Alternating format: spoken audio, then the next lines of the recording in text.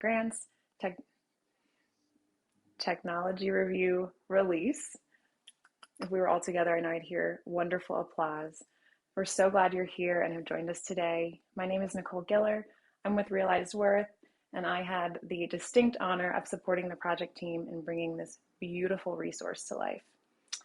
Before we dive into the event today, we want to extend a very special thank you to the Bill and Melinda Gates Foundation for their continued support of this work, along with our partners at E4E Relief and Foundation for the Carolinas, both of whom you can learn more about in this year's report. We'd also like to recognize the RWI Leadership Council for their many years of support and collaboration, as well as the RWI faculty for their continued support of the work as well and help in making this come alive. If you are here today from the Leadership Council or from the faculty, please say hello in the chat. We'd love to learn more about you and your work, so please drop that in there. I see some folks are starting to put things in the chat, so that's great.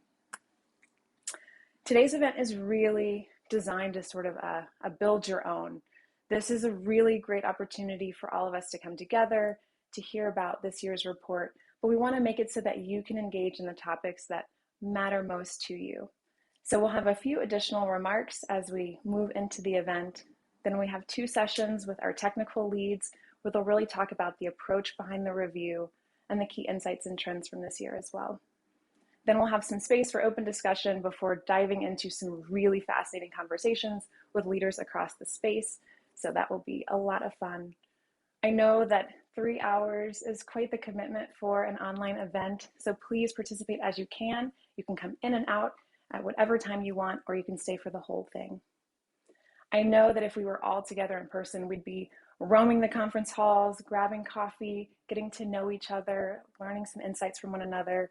And while we're online today, we can still have that same experience. So please use the chat today to connect, to engage, to get to know one another.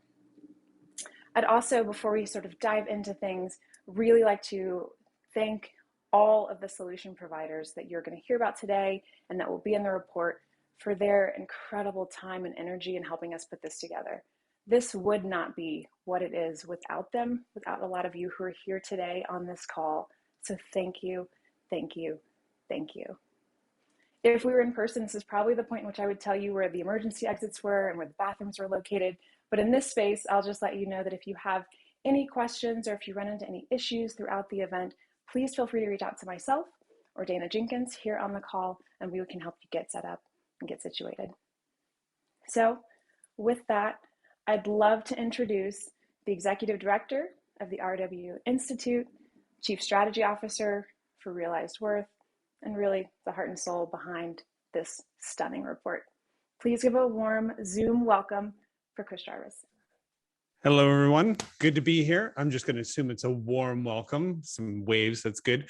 Okay, so everybody knows my shtick, or maybe you don't, and this is the first time you're going to hear it, but in the chat, so everybody's following suit. That's phenomenal. If you could put your name, where you're calling in from, and your role at the organization, this will give us a chance to kind of meet some interesting people from around the world. So we have people from across North America, as you would expect.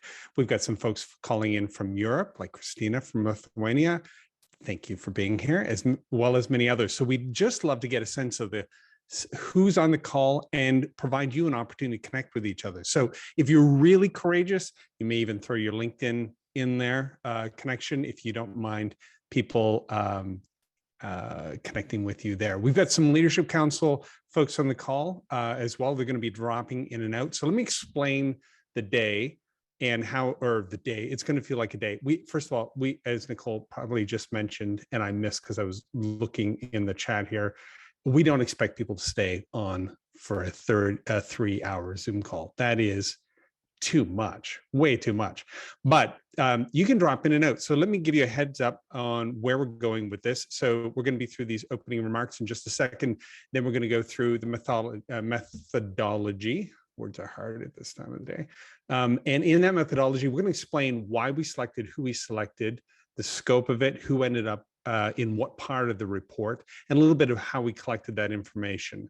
And then we're going to move to the presentation of the findings, and that's where Ilya is going to come on and talk to us. Now, Ilya is going to hit some high points going through this, but we're interested in what you think about all of this. So we're going to begin to reach out and get your thoughts and your comments and your questions. So there's 3 things that we're looking for in the chat once we get through this. And Jeff stunningly has put in his LinkedIn along with Brandon and Lisa and Julie. That's amazing. That's really great.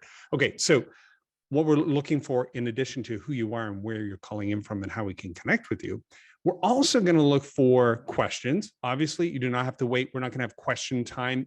Talk through it. Ask the questions throughout it. And we've got a couple people who are going to monitor the chat, and we'll get back to you. We will interact with that as we go through it. Secondly, along with questions, you may have a comment or like a contribution. If you have a contribution, meaning you have read, there are so many reports, and we referenced quite a few of these reports in this review. If you've got information or data about giving or volunteering in your part of the world, trends, any insights around technology, anything that you may hear that you think, I just read something about that, I think I can contribute, I can add some value to the conversation, please drop those URLs in, or PDFs or whatever you can put in a Zoom. I think you can put files in here now. Please do that. So questions, contributions, contradictions. So our lived experience is not yours. Your part of the world, we're not from there. You're not from ours. So there's a lot of diversity. We want to be as inclusive as possible in this conversation. So if you hear something and you're like, that doesn't ring true, or that's not my experience, or I've got a different way of looking at it, that we call that a contradiction, but it's not meant to be, aggressive or anything like that. It's just meant to say, look, there's a different way of seeing things, and we want to account for that. So questions, contributions, and contradictions, those are gold. Throw those in the chat box as well. And so as we get to the second part of this, the moderated discussions, we're featuring some really cool individuals, and they're going to be joining the call right around the time that they're starting. And the point of these are to sort of act like a lightning rod for topics or issues or thinking. Really, we're hoping to hear from these speakers half the time. There's 27 minutes long, 25 to 27 minutes long, but we're hoping to hear from you for the other half. So like I said, we're going to be reading through here, and we're going to see if there's a question, comment, like a contribution rather, or a contradiction, and we'll pull that in. And so in the first one, for example, COVID-19 and social justice movements, John Brothers and Megan Strand will interact with you. So it is not the panel where we sit and watch and listen and kind of take notes. It is, let's have a conversation, but we just called out a couple individuals who happen to be knowledgeable in this space to kind of keep it going. Now, in between each of these, we are building in 3 minutes of transition. Somebody will be on the line. We can talk to each other. You can pass notes in the chat. You can come off audio if you or mute if you want, and you can talk to us. And then we'll go right back in at these times, 1:30, 2 o'clock, 2:30. But in between, we're trying to give people enough time to leave if they need to leave, take a break if they need to take a break and look after anything, or just stay with us and talk. Okay, so we're into the opening remarks. Let me explain what this piece, this review is, what this report is, and we will dive into the methodology. So as was already stated, we can provide this report, which is, how many pages is it now, Dana? Is it 100 and how many pages? I didn't even look at that. 130 or something? A lot. Yeah, a lot. So we expanded the scope of it and the detail, and we added some editorial in there as well, just from what we were taking from the feedback from the survey. And it took a ton of time from a number of people here on this call. And we're very proud of the work, as Nicole mentioned, but we're incredibly grateful, as Nicole also mentioned, to the Bill and Melinda Gates Foundation for making this possible again this year. They made it possible to do the first one in 2019. And then Foundation for the Carolinas, E4E Relief came alongside and really shored it up to kind of cover the gap, because we were going further than the past one. So there's a lot of investment here to make this free for people around the world. And we're thrilled to be able to do this and give it out to everybody for free. The review is really designed to give practitioners in this space, as well as technology providers, as well as nonprofit leaders, some insight that normally is pretty difficult to find. You can Google platforms, you can see what's out there, but an aggregated picture of who's doing what and how they compare, and maybe more importantly, the work that goes into understanding the vocabulary. So when we talk about employee engagement or global coverage, we're actually talking about the same thing. And this report does that work. Whereas if you're on your own, or back in the day when we were trying to do it at Real Lives Worth, it was a bit of a quagmire of terminology at some points. So if you need to be able to figure out what's the criteria for making a good collection, to understand how do other people feel about their platforms, how did recent events affect it, what are some costs, how long will it take to implement, and what should I show up with to do any of this, to use these platforms, this is a great report for you. And the 2019 one was downloaded, I think you're going to see in a few minutes here, close to 2,000 times that we know of. And we did a bit of a survey, and we've gotten some good feedback from people who use the report. So yeah, last year, or the 2019 report, this was a snapshot that we took, I think maybe in the summer, early summer. 73 technology providers of all kinds of technology, including some of the ones you see in here, used it, but 369 companies from around the world and 472 managers at those companies downloaded as well. So it is being used extensively as a tool, and I hope that you're able to find the value in it as well. Okay, that is everything that I think I was supposed to say about that. Let's dive in. First of all, I'm going to check with Nicole first to see if there are any questions or comments right off the bat. Jessica Jenkins has already indicated that it's 124, she wrote that it's 124 pages long. Not that that actually means anything, but it's more. That's good. I want to introduce Sherry Fazio. Nicole, was there anything? Nope, no, nothing from the chat, just a lot of hellos and welcomes. All right, awesome. She's the principal SG strategy consulting and lead research analyst. She's the principal at SG strategy consulting, but for this report, she's the lead research analyst. And one of the things that I like about Sherry, one of the many things I like about Sherry, is that she loves demos. Now, I don't know how many people have sat through a demo on this call, but they can take a lot of energy from you. And she went through, let's see if I can see her. Sherry, how many demos did you do? Between 25 and 30, actually. 25 and 30. Enjoyed every single one of them. Had a great time. Let's talk about this. Before, are we going to go right into the featured solutions? I'm going to follow your lead here a little bit, and you tell me where to go. But Sherry, thank you for being here, and thank you for all the great work. What can you tell us about how we came up with this info? Sure. Thank you so much, Chris. And I have to say, it was an absolute pleasure working on this with the team and with all of the solutions. Many of you, I'm seeing your name up in the chat box that we spoke with and did the demos with. And I really thoroughly enjoyed all of them. I love learning about all of the platforms. As you can see from the slide up here, we were very intentional about having a global reach with the solution providers that we covered. We tried very hard to get every possible part of the planet to make sure that we were in as many countries as possible, that we could cover as many languages, that we were really showing a very broad reach of different providers and different solutions. There's two different types of solutions that are covered, or three different types of solutions that are covered. In the report, you'll see that there are featured solutions who filled out a specific type of survey, and there are spotlight solutions who filled out a very long survey. And within those solutions, we did the demos on that group as well. And then there are some market players who add some fantastic additional resources to this area. I'm jumping ahead a little bit, I see, Chris. Go ahead. Okay. So we had, these are the practitioners. I believe this is a little bit of a part of Ilya's piece, but I can continue going through the types of surveys that were sent out and then also how we got to them. So I've had a lot of questions on how we chose between who is a featured solution or who is a spotlight solution. And we really tried to be very intentional about making sure that we were broad in the reach and that we had every geography covered. So in the types of surveys, we made sure to look at employee volunteering, giving and matching, grants management, technology, and vendors. And all of those of you who completed surveys, you are aware that those are the different pieces of functionality that we covered within those.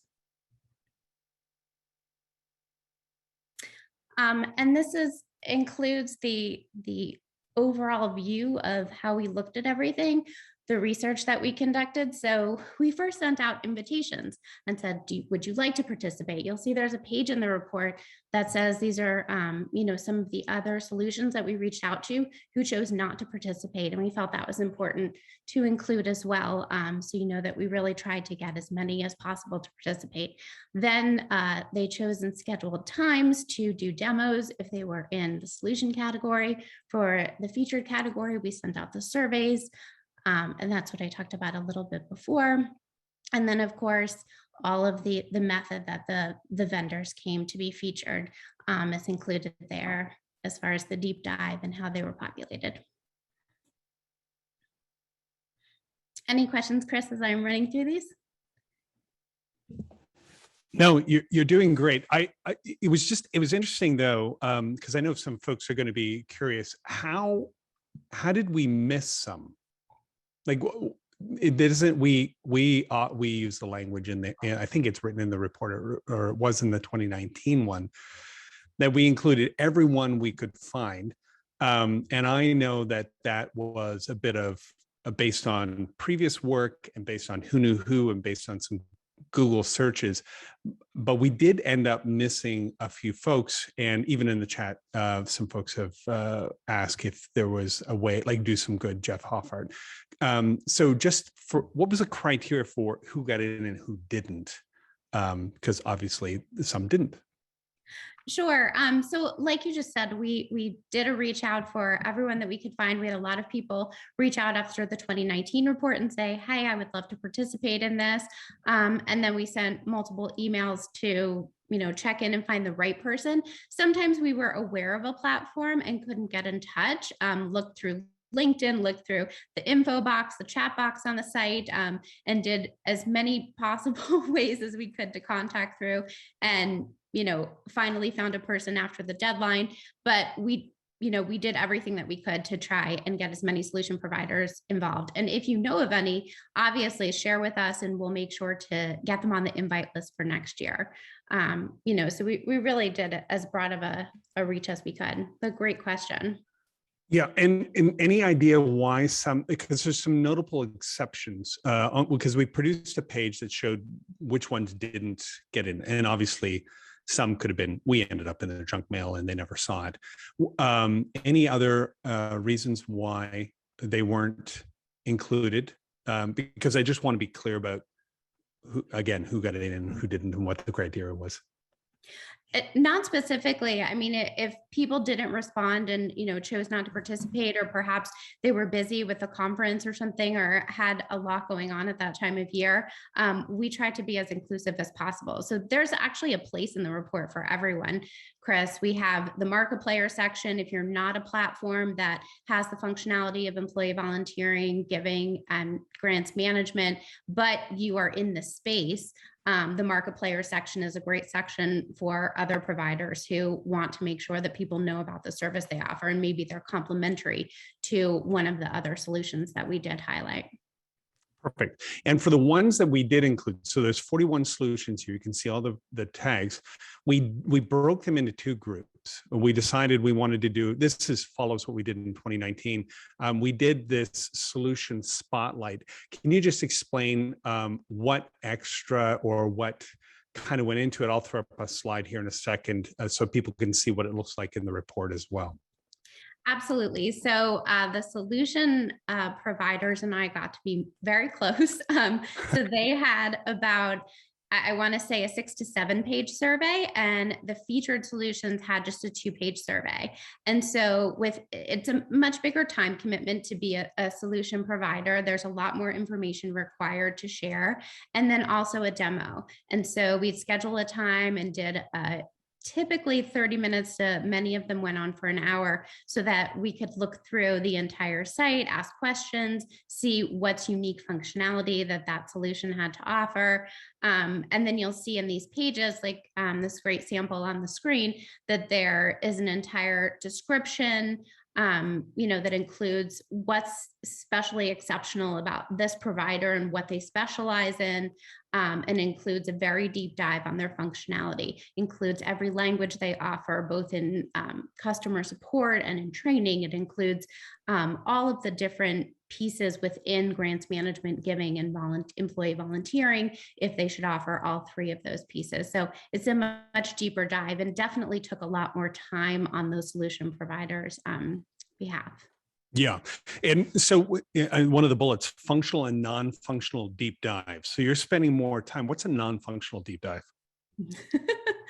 A non-functional deep dive. So that would be where we looked at the technology and the vendor sections, I believe. So they include the functional is the functionality piece, where we're talking about, do you have capability to log volunteer hours? Do you have capability for multiple users to look at your grants management portal? And then the non-functional deep dive is pieces like, what kind of training do you offer? What kind of customer support do you offer? Is it just a chat box? Is it a dedicated person? That sort of thing.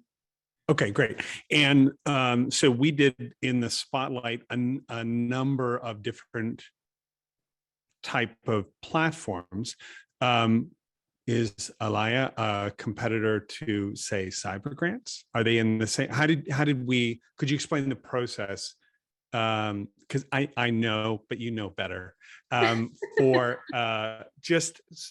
they're not all the biggest ones in the spotlight. I just want to be clear now with everybody on the call. We didn't include the most obvious suspects in the spotlight because they have the biggest brand recognition, right?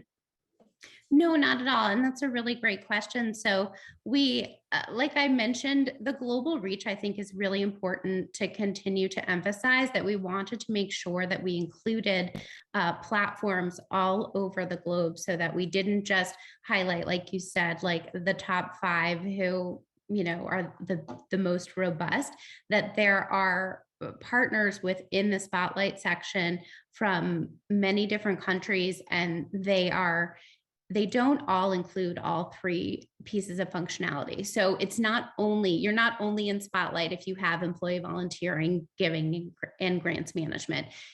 Some of our partners that are in the spotlight section have very robust employee volunteering functionality, and that is all that they offer. And they might partner with another solution to offer their customers or clients grants management or giving. But it absolutely is not just the biggest in the space. There are a lot of different options. And to answer your question about competitors, I definitely wouldn't view the report like that. I would look at it as, think about what your needs are as a company and what your corporate program is before you think about this is a competitor to this one, because each one of these solutions provides really unique expertise. So they each have different things that might be a better fit for you or a better fit for your corporate engagement program. Okay, great. And you can just see in the corner the deep dive with those Harvey balls, or those round circles. I call them pies.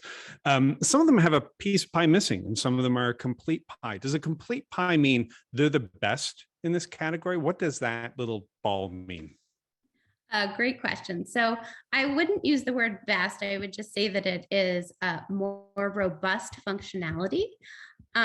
So the complete pie means that it's advanced functionality available, and that you can configure whatever you would like.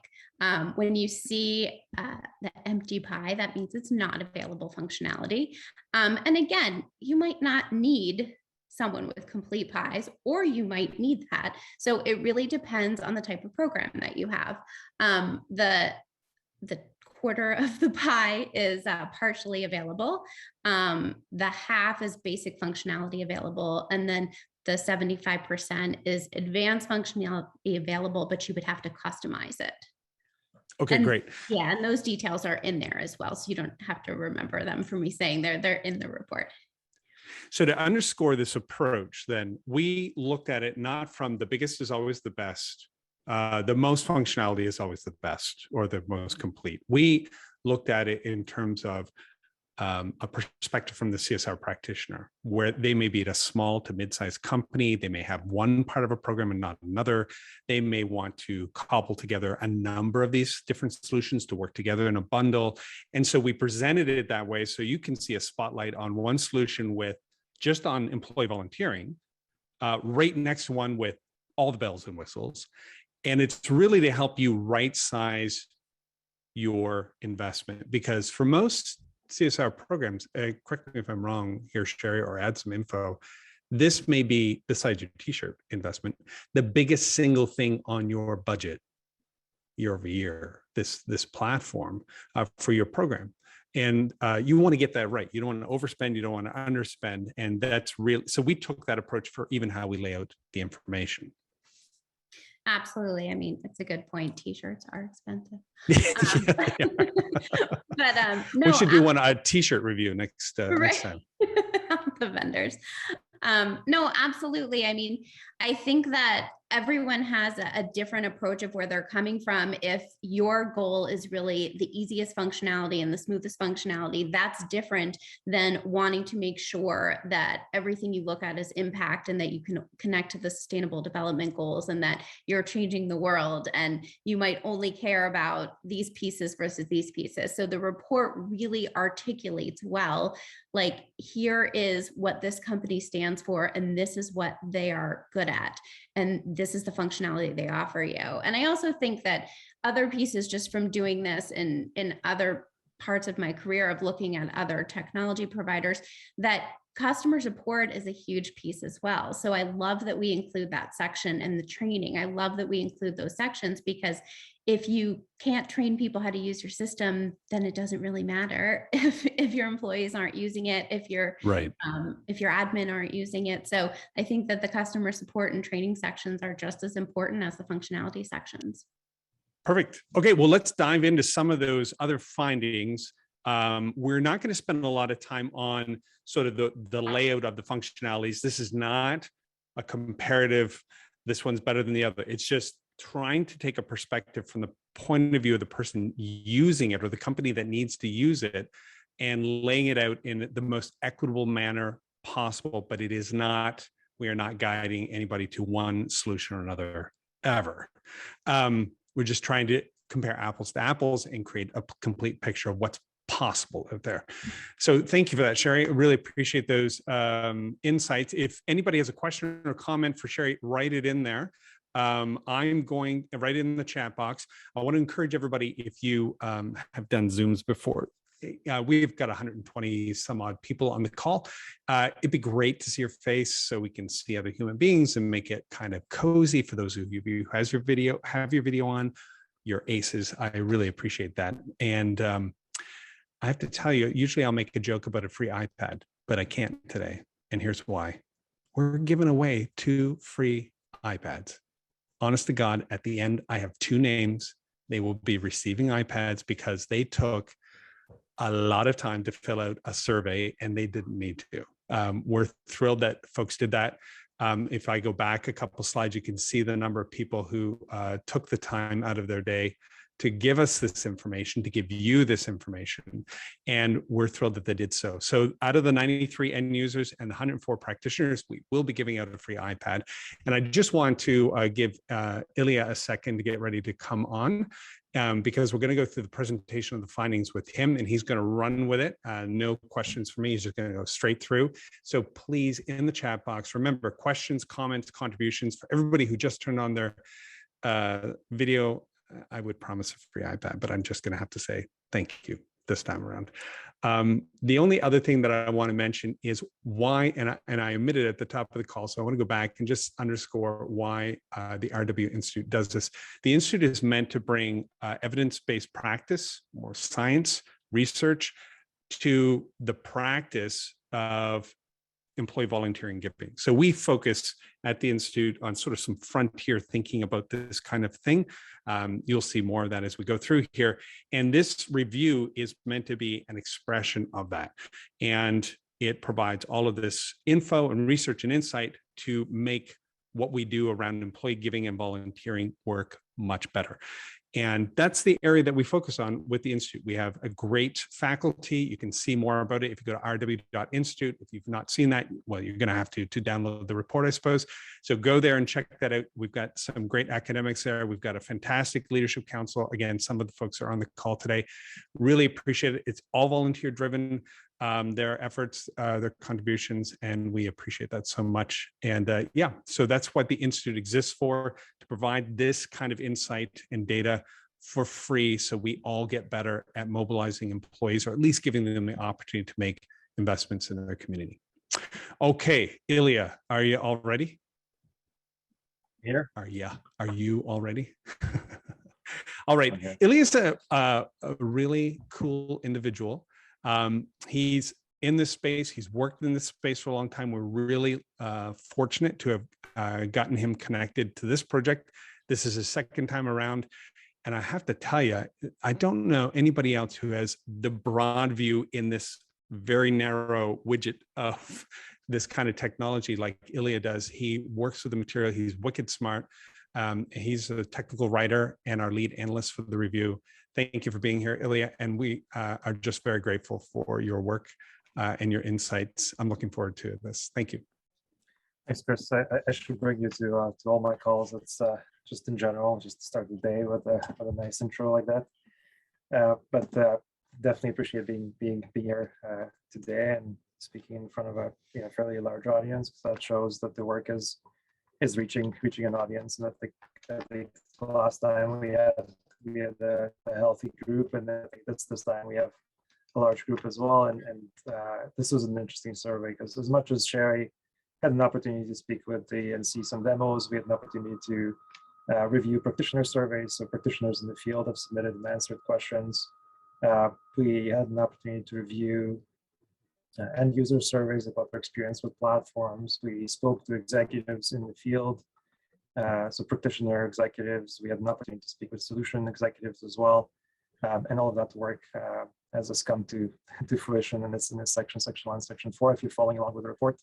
And I'll start talking about the market analysis, which is really the perspective of what we see, both from a themes perspective, but also for some of the trends that we see in the responses and some of the conversations we had. So first of all, really starting with a high perspective or high level view, broad view of this industry, to say that one of the things we're seeing, and we're seeing this again in this review as we have in 2019, is this broad market consolidation. So this market in 2019, some of the reports that were coming out were saying this market is valued at about $1 billion. And we're now, now there's indication that we're coming close to $10 billion in terms of value, which is, obviously attracts a lot of equity firms, attracts a lot of others as well to this industry. And it's not just consolidation within the industry itself, where you have market players acquiring others in this industry or in this sector, but also we're seeing entrants from other industries. They're saying, look, these solutions also fit within our umbrella of services. We want to be in this space. We want to, establish that as a kind of foothold in this industry. And we're going to go out and we're going to buy a solution. We're going to look at some of the solutions. So certainly from a market consolidation standpoint, a huge theme. The other component of consolidation we're seeing as beyond that, just the convergence between these industries, we're also seeing that even within organizations, acquiring organizations that have bought solutions, we're seeing consolidations of clients into a particular delivery method, right? So moving from perpetual licensing to to subscription-based licensing, and from on-premise solution to cloud solutions and SaaS solutions. So certainly consolidation is going to continue, and we expect it to continue. In the 2019 report, we had a brief section about it, talking about some of the major vendors, and since then there are major acquisitions in the space, whether it's your cause or the acquisition of cyber grants or the acquisition of some of the other solutions in the space, the investments in in Benevity and some of the other market movement within the space. And the reason that's important is really because it brings consolidation brings with it some is there a question? I'm hearing some no. Consolidation brings with it some interesting aspects, both for practitioners who are looking at solutions and as well as vendors who are able to kind of build a portfolio of products that they can then offer to their clients and expand their client base. And we'll talk about that a bit later. The other theme we're seeing is really focus on partnerships, right? So it's not just acquisitions, it's also some solution vendors recognizing that they can't go at it alone. They can't necessarily build a great giving, volunteering, or grants platform, but also do the vetting, but also be the source of a lot of those opportunities that are being posted. Also be the experts in marketing channels. Also be the be all and the be all for basically everybody. So there's certainly a lot of focus on partnerships, and in the report we talk about some of those examples of where partnerships are happening between solution vendors and kind of not just implementation partners, but also not just consulting partners that can provide services and value add, but also components of technology where they say, look, somebody else is really great at this, so let's outsource this functionality to somebody else. Data analytics, obviously, a big factor for a lot of people. I think increasingly everybody is asking for a lot more data, asking a lot more difficult questions, and expecting much more detailed answers that are anchored in data. So we are seeing, we're definitely seeing an impact to the solutions themselves and some of the things that are happening in that space. And this is data and analytics, not just for the sake of measuring for the sake of measuring, but also understanding what's required from a compliance standpoint. Trying to get at some of the outcomes, getting some of the impacts, hopefully, of the work that's happening. Not just being able to track hours and track time or track outputs like meals served and things like that, depending on the charities or the programs. And then finally, employee engagement. So this is a super interesting area. Employee engagement being kind of a component, looking at corporate citizenship and some of these solutions is no longer just looking at causes and giving and volunteering, but at the same time also looking at it as a way of engaging the workforce and making sure that it becomes part of the corporate culture to participate in these things, which in our conversation with the executive really brings up some interesting discussions about are your employees more engaged because they participate, or are the engaged employees the ones that participate in these programs? And then of course it opens the door to conversations around succession planning and leadership development, and where corporate citizenship actually plays a part in that. Before we go to the next slide on the market analysis, market trends, Ilya, the last one, employee engagement, because engagement is such a fat term, it can just include everything. Can you explain just sort of the continuum from our employees are engaged because they agreed to terms of service, all the way to our employees are engaged because they use it 2, 3, 4 times a year for a transaction, whether it's volunteering or giving? When you talk about employee engagement as being a key theme, how does that play out in the report for us? So that's a great question. I think you're right to point out that there is you mentioned at the top of the call in terms of the vocabulary mismatch about certain words being used in different ways and meaning different things. And in this case, I'm actually talking about a number of meanings. So engagement, not just in terms of the level of participation within the platform, whether it's we start with kind of dormant users, which are ones that have never logged into the system, never activated. They've received the emails, they've gone through the sessions, but never actually went to the platforms and spoke about anything. We have occasional users, so the ones that basically they go in, they volunteer, or they give once a year, and then of course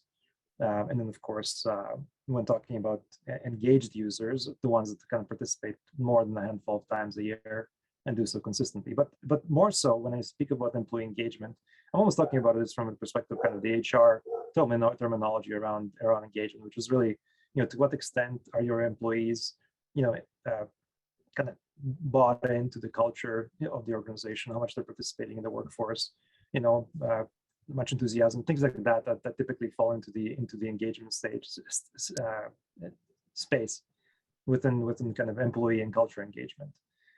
Okay, so we're talking beyond clicking to terms of service, but actually something more robust, like that could even lead to discretionary efforts and talking about it with other folks. And yeah, okay.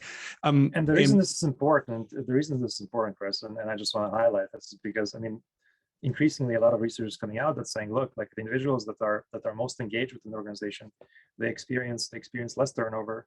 They have fewer leaves. They have less absenteeism. They have higher performance. They're likelier to become candidates for leadership. Right. So these things they're not superfluous. It's not just participation for the sake of participation. These are things that actually lead to, business outcomes. Right. So getting this right is a component of employee engagement. Obviously, buying a great platform doesn't make it happen, but it is a piece in there. And that leads us to, again, the reason for doing this report, since it is probably one of the most significant expenses in a corporate citizenship budget, spinning our wheels doing this is costly, right? So if you buy a platform, it doesn't lead to the engagement you're hoping for. Cost. If you, because the cost plays out with, like you said, you'd lose employees where you might be able to keep them. The second thing is, and this came up as somebody asked a question, you pick a platform, you go through the whole process, and Ilya, you found that this process can, on average, I think in the last report, it took 2 years. I think we're down to maybe a year and a bit before people really begin to get using it. That's an expensive time period, head count, back and forth. And that, instead of going in the community, is going into this process. And so this is one of the reasons we do the report, to make sure that that is as frictionless and as concise as possible, so it frees up the funding and attention to do what it's meant to do, go to community, and to benefit employees. But the question specifically was, are there any insights? So I did a Google search as a company, and we chose the wrong platform, and now we need to switch. Do you have anything like, that's not easy? And I can think of a couple of companies that we've worked with that did that, like within 18 months, signed the document, waited for the contract to expire, and flipped to another one. Anything about that related to this report, or any insights that you got by looking at the data on that specifically? Yeah, I mean, it's a great question. I mean, switching, we talk about switching and the reasons for switching in the last section of the report, including some of the things you can expect as the process of switching, whether it's, migration of data from one platform to the next, reintegration, potentially rebranding, putting up something. We don't talk specifically about what it feels like to switch from, let's say, right, your cause to cyber grants. We don't talk about, moving from I don't know, Blackbot to DeedMob, or, we don't talk about specific switching, but we talk about the process of what to expect through the implementation.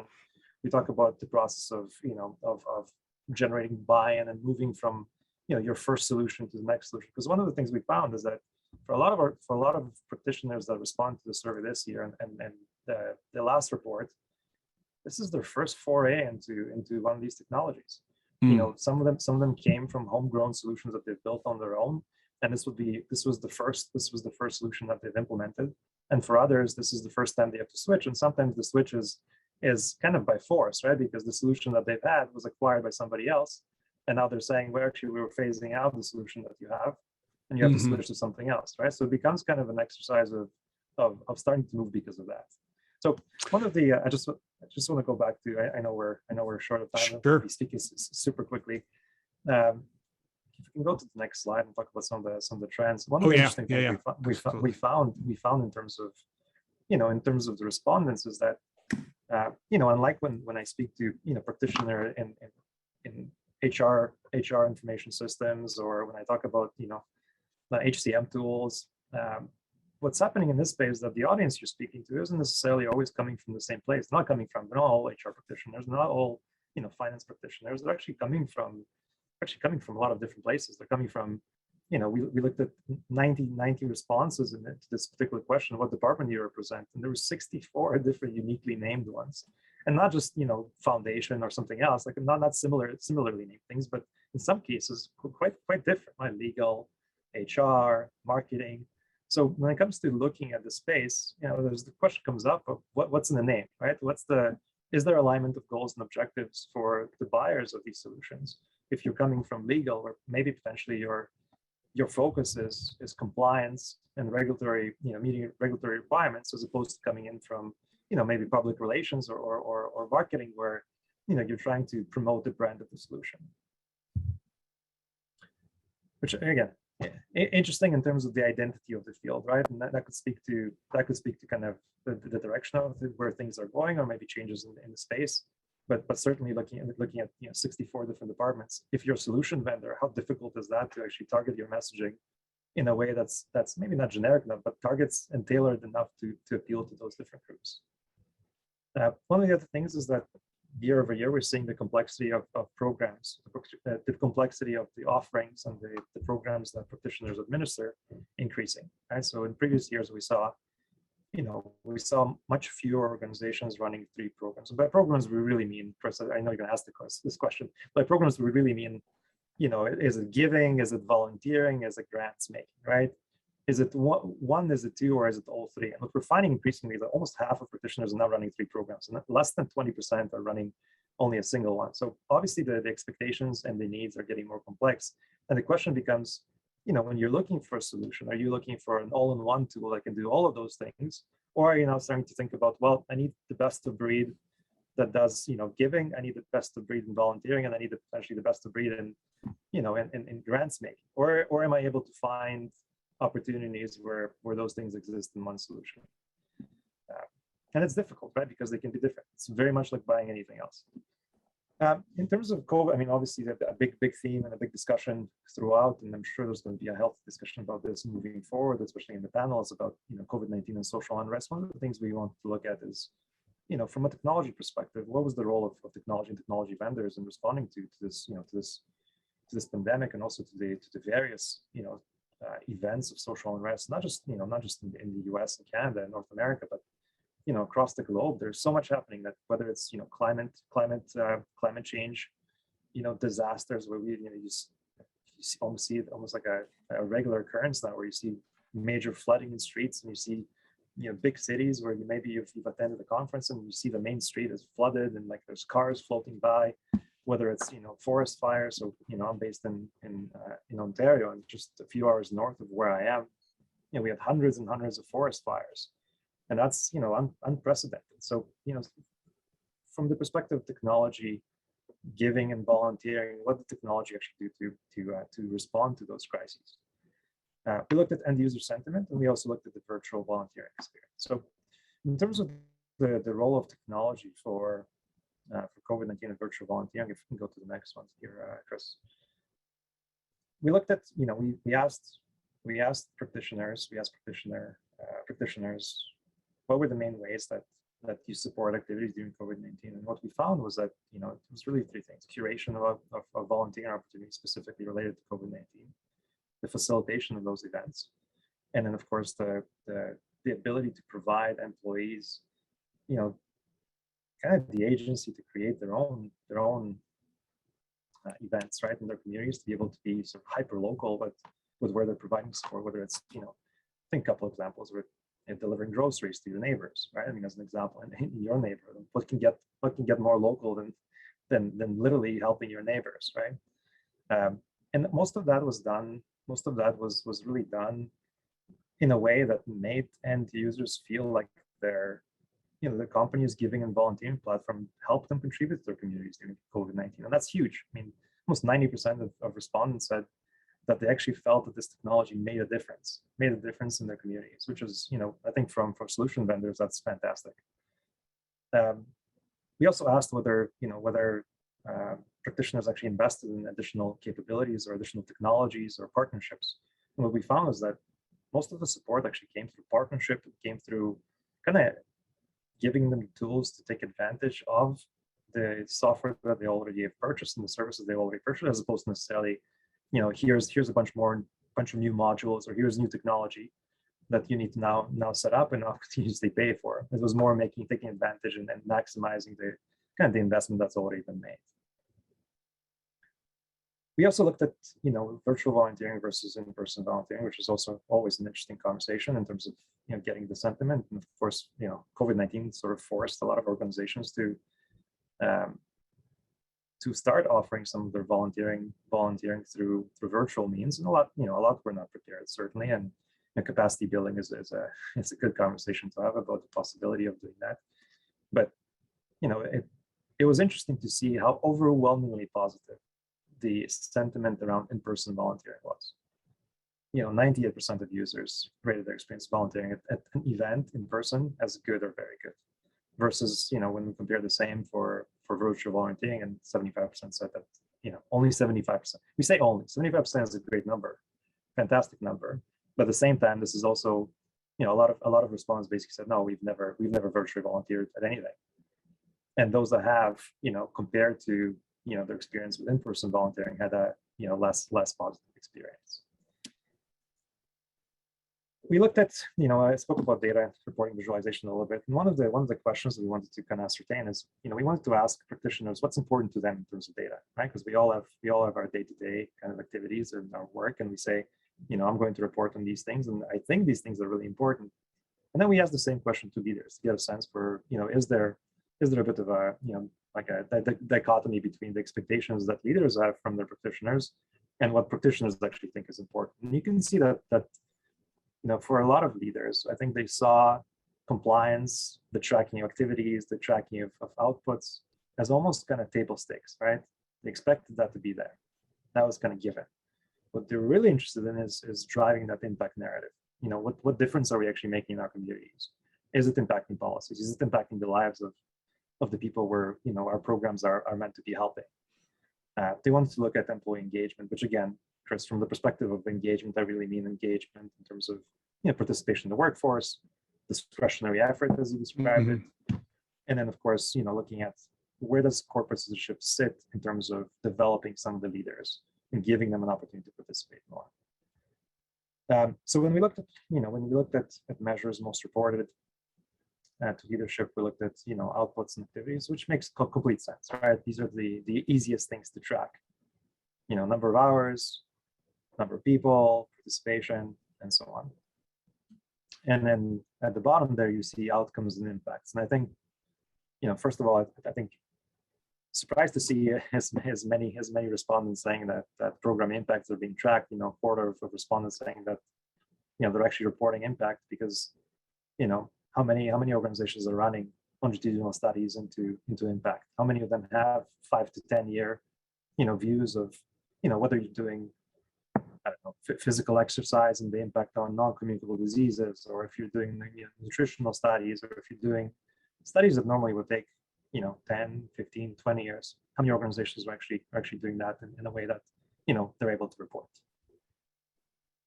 Perfect. And I know Megan and John Brothers are going to speak to this specifically in their discussion a little later. So we'll go deep into that.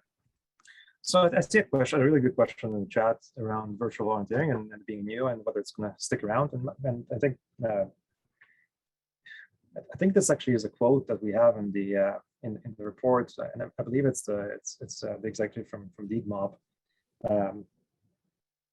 where he basically said, look, virtual volunteering was here before, and virtual volunteering is likely going to be here afterwards, but there's no replacing in-person interactions. So chances are we're going to end up is going to be a bit of a hybrid environment, right? Some things are going to likely stay virtual, but they make sense for, an example would be board volunteering might stay virtual in some cases, where you're potentially getting, board candidates from a lot of different places.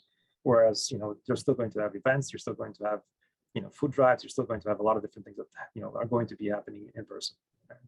But that's a great question. And it'll be interesting to kind of study and watch this field moving forward. Perfect. And we've got Greg Baldwin and representative from We Hero, Ben, who's going to speak to this as well. And Greg, of course, we all know Greg Baldwin as the grandfather of online volunteering. So we'll hear more about that. Okay, let's keep going. Market trends. Oops, I went right by it. Sorry, Elia. So one of the other things we're seeing is, like, I know we asked this question about do you participate in user groups? And user groups being like really networks of experts that are using similar solutions or the same solution. Typically, in other software industries, what we're seeing is that typically if you're using ERP of one vendor, typically you have others that are using it, and there's an opportunity to kind of, you either get together once a year for a conference and you get to kind of share stories, or you have kind of local or regional user group meetings where you get to interact with others that are in the same boat. And part of that is kind of interesting, because in this field, when we asked, if you could go to the next slide, because it has a really nice visual. Sure. And I would love to ask a question while we're doing this. Anybody in the chat, if you belong to a user group, it'd be great to know that. Do you, grassroots is the one I'm interested in. And if you feel free to share, yeah, if you could explain that, and then people might be able to respond to that. So when we say grassroots, this is more like, this is kind of a misery likes company type situation where you get together and everybody has the same gripes, and you say, look, we should get together and and talk about these things, see if we can find kind of good solutions to these challenges we are having, whether it's let's say betting, or if it's like global extension of our programs, or whether it's privacy regulations, or what have you. So essentially a quarter of the respondents basically said, look, like we are part of a user group, but it's kind of a grassroots user group of people that we managed to kind of herd in the room. Then you have the ones that are vendor facilitators. So this is clients of whatever solution that the vendor kind of facilitates these user groups and says whatever you want to call it. I mean, there's so many original names. I love conference names because Confluence and the insights, and then you see these names all the time, and they're all fantastic. I love Dreamforce is a good example, right? They're fantastic names just in general for like if you're ever starting a band and you need like an inspirational name. They're great names, but they're also great opportunities for clients to get together and have kind of facilitated conversations, right? So there's kind of a mix of opportunity to meet with the vendor, and the vendor kind of introduces certain functionality, or tries to, in some cases, tries to upsell. In other cases, also a little bit more and more organic, where you kind of get together and get to know some other users of the same platforms. And then, surprisingly, or maybe not surprisingly, but a third of respondents basically said, no, we're not part of a user group, but we'd love to be, right? We'd love to be one. Mm-hmm. If there was one available, if there somebody could facilitate one, we'd love to be in one. So that's the question. If you don't mind sharing that you're part of a grassroots group or an official group, you can just say grassroots official. That'd be great.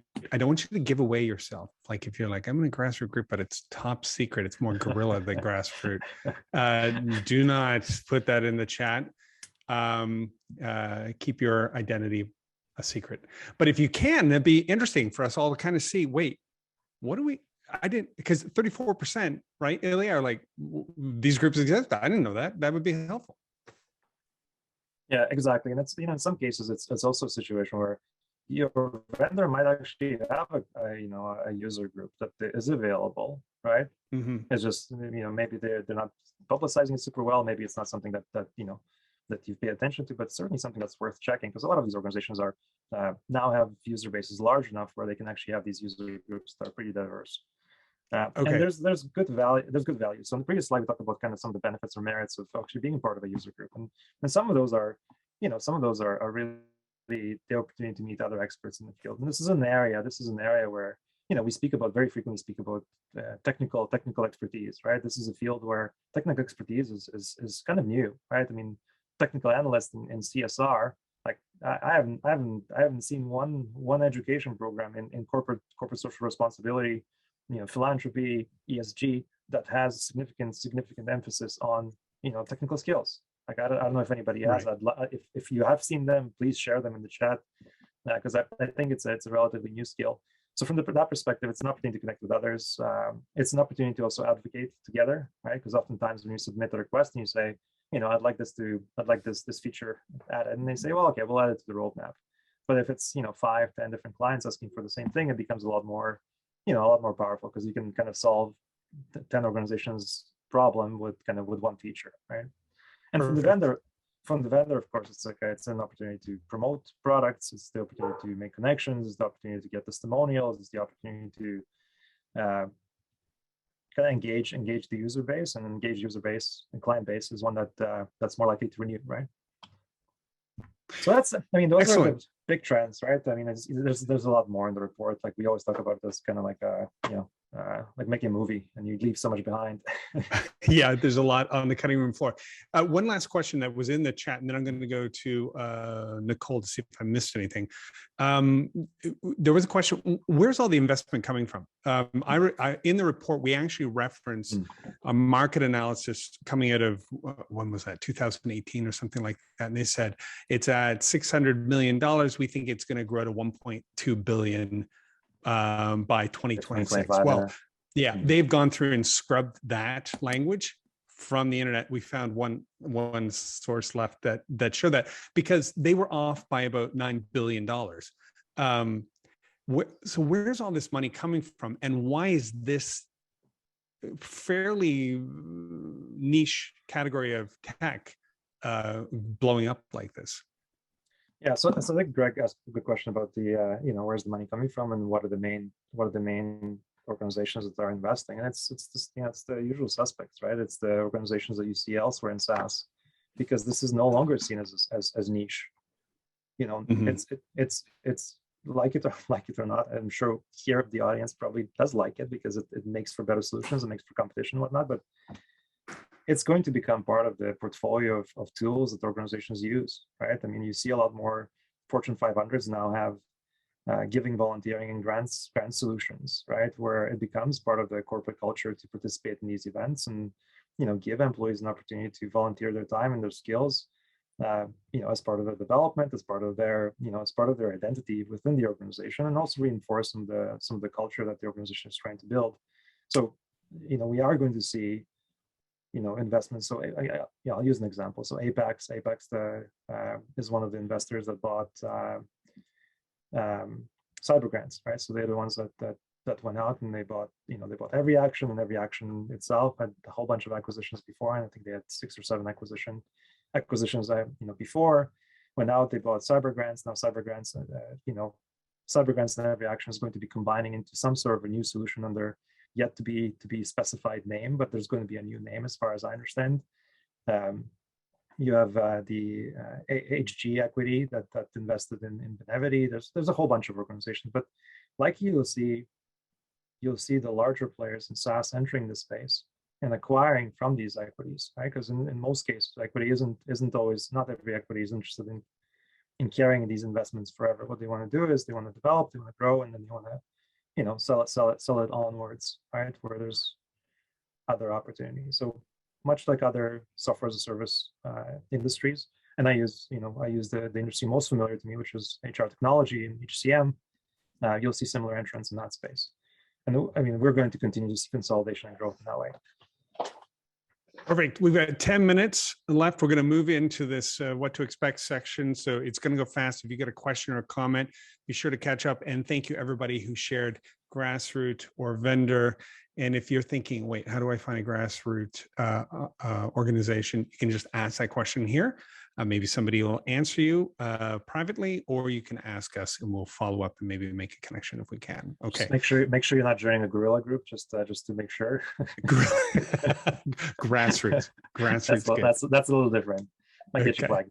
Okay, so the section 4 of the report really focuses on, if you're embarking on this journey of, whether it's you have a homegrown solution and you're now looking at something else, whether you're considering a switch from what you currently have to something else, whether this is just completely like a new foray, like completely green field where you have nothing and now you're building capacity in the space and looking to do that. This report is all about that. It's some technical, some more conceptual, but it really focuses on 4 different areas: buy-in and getting that buy-in from leadership. It talks about procurement, and selection. It talks about implementation, and it talks about adoption. Right. So under buy-in, really what we're talking about is getting consensus from, or getting your leadership to support. And one of the questions we actually asked was, in what way did your leadership actually participate in this process? Did they provide the go-ahead and the okay to basically invest the money? Were they active advocates and champions for the solution? Where they kind of gave you permission and then stepped away? And what we found was actually the majority of leaders in this case, actually, the majority of leaders in this space actually The practitioner said that all they've provided was just a go ahead in terms of finance, and that was it. And then they kind of stepped away, which is, it's a little bit disappointing, right? Because you would expect that just beyond that, you would have, sponsorship and championship and ambassadorship moving forward, just because it requires so much to push, that culture moving forward, right? We define net promoter score because it's kind of an easy way of looking at some sentiment features, and net promoter score really is. We look at kind of breaking responses from 1 to 10. Responses in the 1 to 6 range are detractors. So these are individuals that typically, they're not likely to recommend your solution to their friends or family. I don't know how many people recommend the solutions to family, but I do know that one of the pushes in the space is actually to extend these type of activities just beyond just the workplace, right? It's to kind of make more of a community around, extend more of that community to others that aren't necessarily working with you, and in some cases even take your volunteering and giving activity from one organization to the next when you leave, right? Which is kind of the portability of the solutions. So one of the way that this works really is like you look at your promoters, you look at your detractors, and you subtract. Your promoters are the ones scoring 9 and 10, like most likely to recommend. Your detractors are the 1 to 6, and then you have passives in between. So when you look at the overall software industry average for more mature industries, you're seeing a response rate of about plus 20 to plus 30, depending on what research you're looking at. When we look at end user respondents in our survey, we look at it's very, very close, plus 18 for end users. But then when you look at practitioner responses, it's minus 17. So obviously practitioners in this corporate digital space, aren't exactly super satisfied with everything they're seeing, or a little bit more discerning of the things that they're looking for and the things they're not finding in these solutions. Top 3 reasons for switching. I mean, that's a common question. Why did you leave the solution that you already have? And the common answers are gaps in functionality, customer support. So customer support either changing or just being lacking, and then vendor technical expertise and capability. So when we talk about technical expertise and capability, it's really interesting because now a lot more organizations are expecting their vendors and partners not to be just technology partners, but they're also looking for guidance about how to promote programs. How do I make the most out of my giving, volunteering, grants making programs? It's not just, can you fix a logging issue because one of my users can't see the screen or something. It's not that. It's the expectation that there's going to be more of a relationship, and it's a lot of vendors have embraced that, and a lot have not. A lot basically say, look, we're technology vendors. You want support with your programs? Get somebody else. Realize the worth, or somebody similar. One of the things we looked at was also the sentiment of we wanted to compare and see whether it matters whether you've participated in one of the stages in terms of your likelihood to be a net promoter or likelihood to recommend the solution. And what we found, and this is, we see this again and again, so we saw this last report, and this makes sense. I mean, from a conceptual standpoint, is that if you are a practitioner that participated in the selection and procurement of your solution, actively participated, you are 4 times more likely to be a net promoter than somebody who hasn't. If you participated in both the implementation and the selection, you're 7 times more likely to be a net promoter. And that's really, that could speak to, you've been there, you've been in the trenches, you've been through the implementation, you know what's good about it, you know what's bad about it, but at the end of the day, this is what you've selected based on, feeling a sense of some ownership of the selection. So, as a call to action to anybody who's listening or is looking at a solution, make sure you're involved. What this means is if you're showing up to an organization where you weren't involved, your perspective or your sentiment towards the solution might be a lot more negative than if you were there when the solution was being implemented. So get involved, because that will help. That will help you feel a lot more comfortable with the solution that you have. Not to say that you're going to love it always, but at least you'll feel more ownership. When we look at one of the things that we frequently speak about as well, how much do these solutions cost? And it's interesting because like year over year, what we keep hearing is that most practitioners don't actually find the cost of their solution to be a negative. I mean, they don't find that the cost is unreasonable, right? And we see this in a lot of cases. We see this in, first of all, many practitioners not being able to actually articulate how much their solutions cost, right? they're, in a lot of cases, it's not part of the selection criteria, and it's not part of the reasons for switching. So it kind of tells you that cost in this case is not always the deciding factor. It's really functionality and experience. We talk about top areas of satisfaction, administrative capabilities, features, usability, and then the bottom areas of satisfaction, customizability and geographical coverage. So at the top of the call, Chris mentioned global, right, as a word.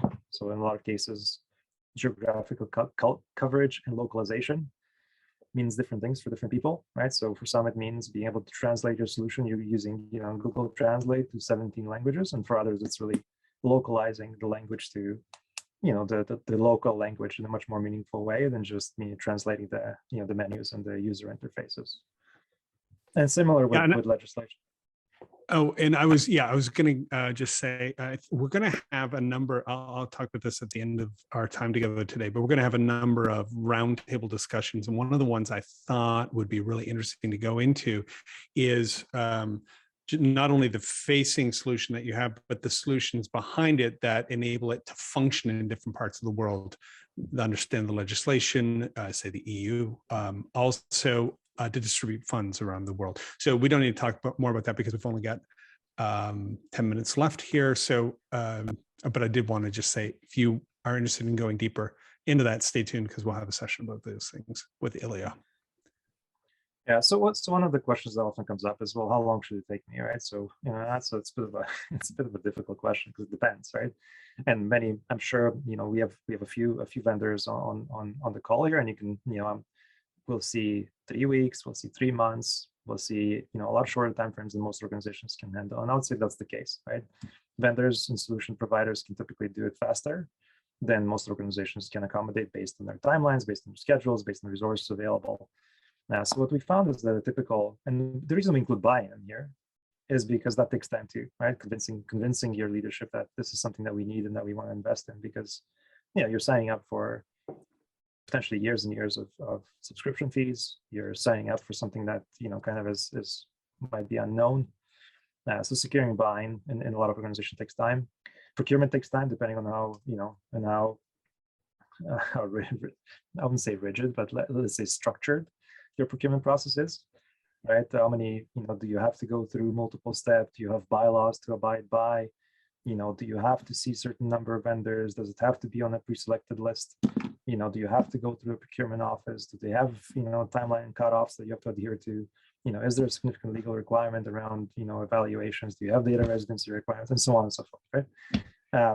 And then it's the implementation process itself, which is all the fun stuff that comes with, once you've selected the tool and you're excited, and that's when the work starts, which is, do you connect that to your HR system? Do you have a feed for employees? What do you do with external users? Are you going to involve, family members? Are you going to include, are you going to have single sign-on? Are you going to migrate? Are you going to, do you have a data warehouse you need to integrate with? Do you have all those things that you need to work through? So migration, testing, and then so on, right? And then adoption comes after that, and that takes years to get employees to begin to change the behaviors to use the new platform. It says up to 6 months. Can you quickly, again, just conscious of the time, tell us, do you remember what the median is? I think the typical implementation, like a median implementation, was 12 months. So that's 12 months from beginning to end, which is, and there's more detail in the report itself. But like I said, solution vendors can always do it faster than most organizations can. Right. And that's because they don't have the limitations coming up, right? Yeah. And then, of course, the larger you are, the more global your program, the more privacy regulations and things you have to deal with. Sometimes that's going to take longer, right? Yeah, and as Sam pointed out in the chat, your entire program could change its focus with a new CEO during this process, which is just hard. Or COVID can happen, right? Or COVID can happen. That's right. Yeah. We laugh. Okay. We laugh, but it's kind of a sad laugh. It's like half your face is laughing, half your face is crying. Yeah. Training methods. I mean, there's a lot of information there. So for sure, there's a lot of there's different methods, but one-on-one training with the vendor. So train the trainers, typically self-taught through webinars, materials, things you find on websites, conversations with your peers, and then and all sorts of other things as well. But these are typical for both end users and as well as practitioners. more or less the same kind of methods for training. The report itself, I mean, has a ton of information. If you're looking for a technical perspective, there's a ton of information about each stage of the process, of the implementation process, down to kind of change management and training, as well as communications and adoption. Okay, let's go right to a couple of these last ones, the most used features and the most important features. So that's an interesting one, Chris, because I think, we often ask, well, we implement this thing and we, like, practitioners talk about, well, we're going to do people do this and do this and do these other things. And then we have, we want to see if end users actually care, right? Like, what do end users care about? Do they care about what their peers are doing? Do they care about, what their organization is doing? What we found is that consistently, again and again, what we're hearing is that end users care about their interests. They care about the things that are important to them, right? They want to be able to participate and contribute in ways that matter to them, not to the organization, not to their boss, not to their peers, to them, right? So it's the ability to kind of find opportunities, find places to volunteer. They're giving account, so kind of for receipts and for their impact and things like that. As well as kind of their own volunteering or giving dashboard, because that's kind of like a one-stop shop to see all the things they've contributed. At the bottom of this list, so we've only included 5, but at the bottom of this list is what their peers are doing. So we're finding again and again the least important thing that end users self-report is that they care least about what their peers are doing.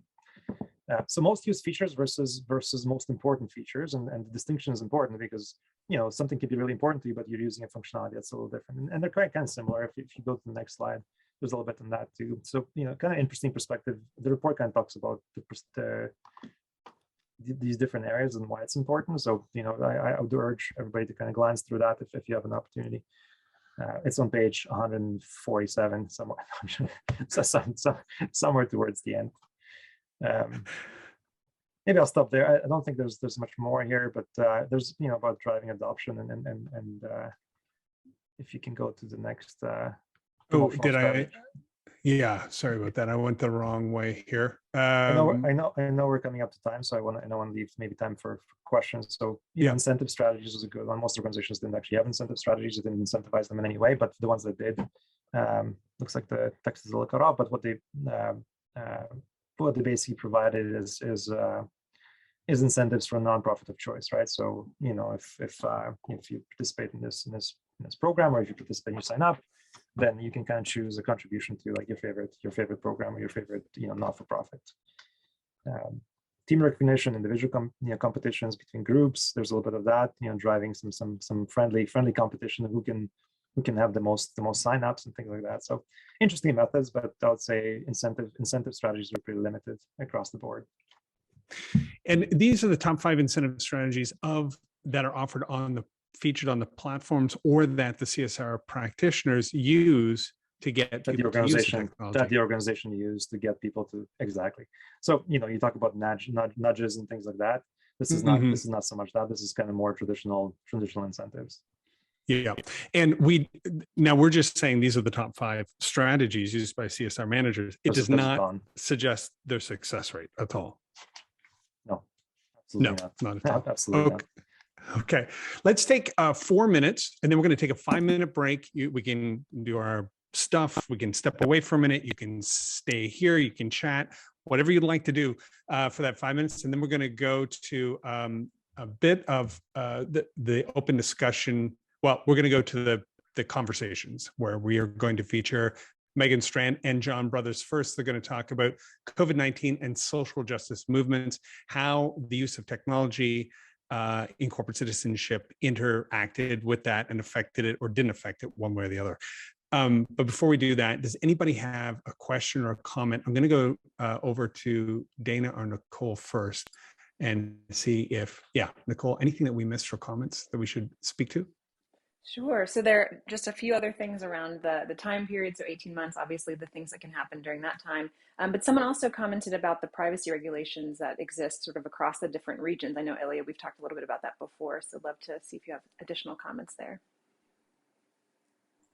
I mean, look at Gdpr, right? I mean, Gdpr is a good example. So the privacy regulations in Europe and how they're being modeled across the globe, right? And we have privacy regulations in California. There's ones coming up in different provinces in Canada.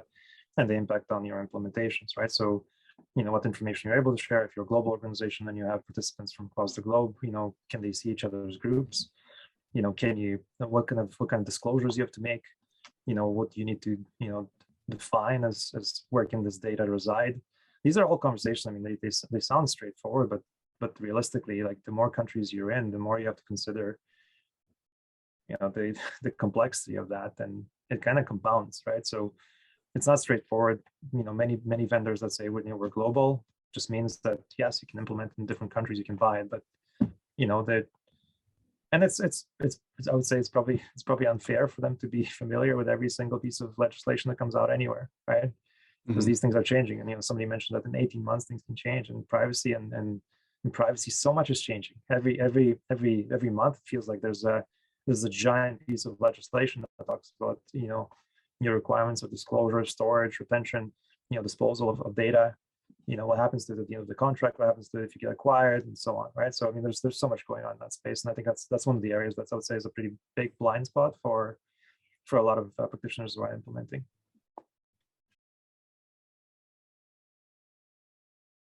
So how did COVID-19 and social justice movements affect the use of technology in corporate citizenship? So in particular, we're looking at the kinds of technology that are covered in this report. That kind of information came out of the responses we got from user groups or end users rather, and that also came from CSR practitioners. We captured some insight from our interviews with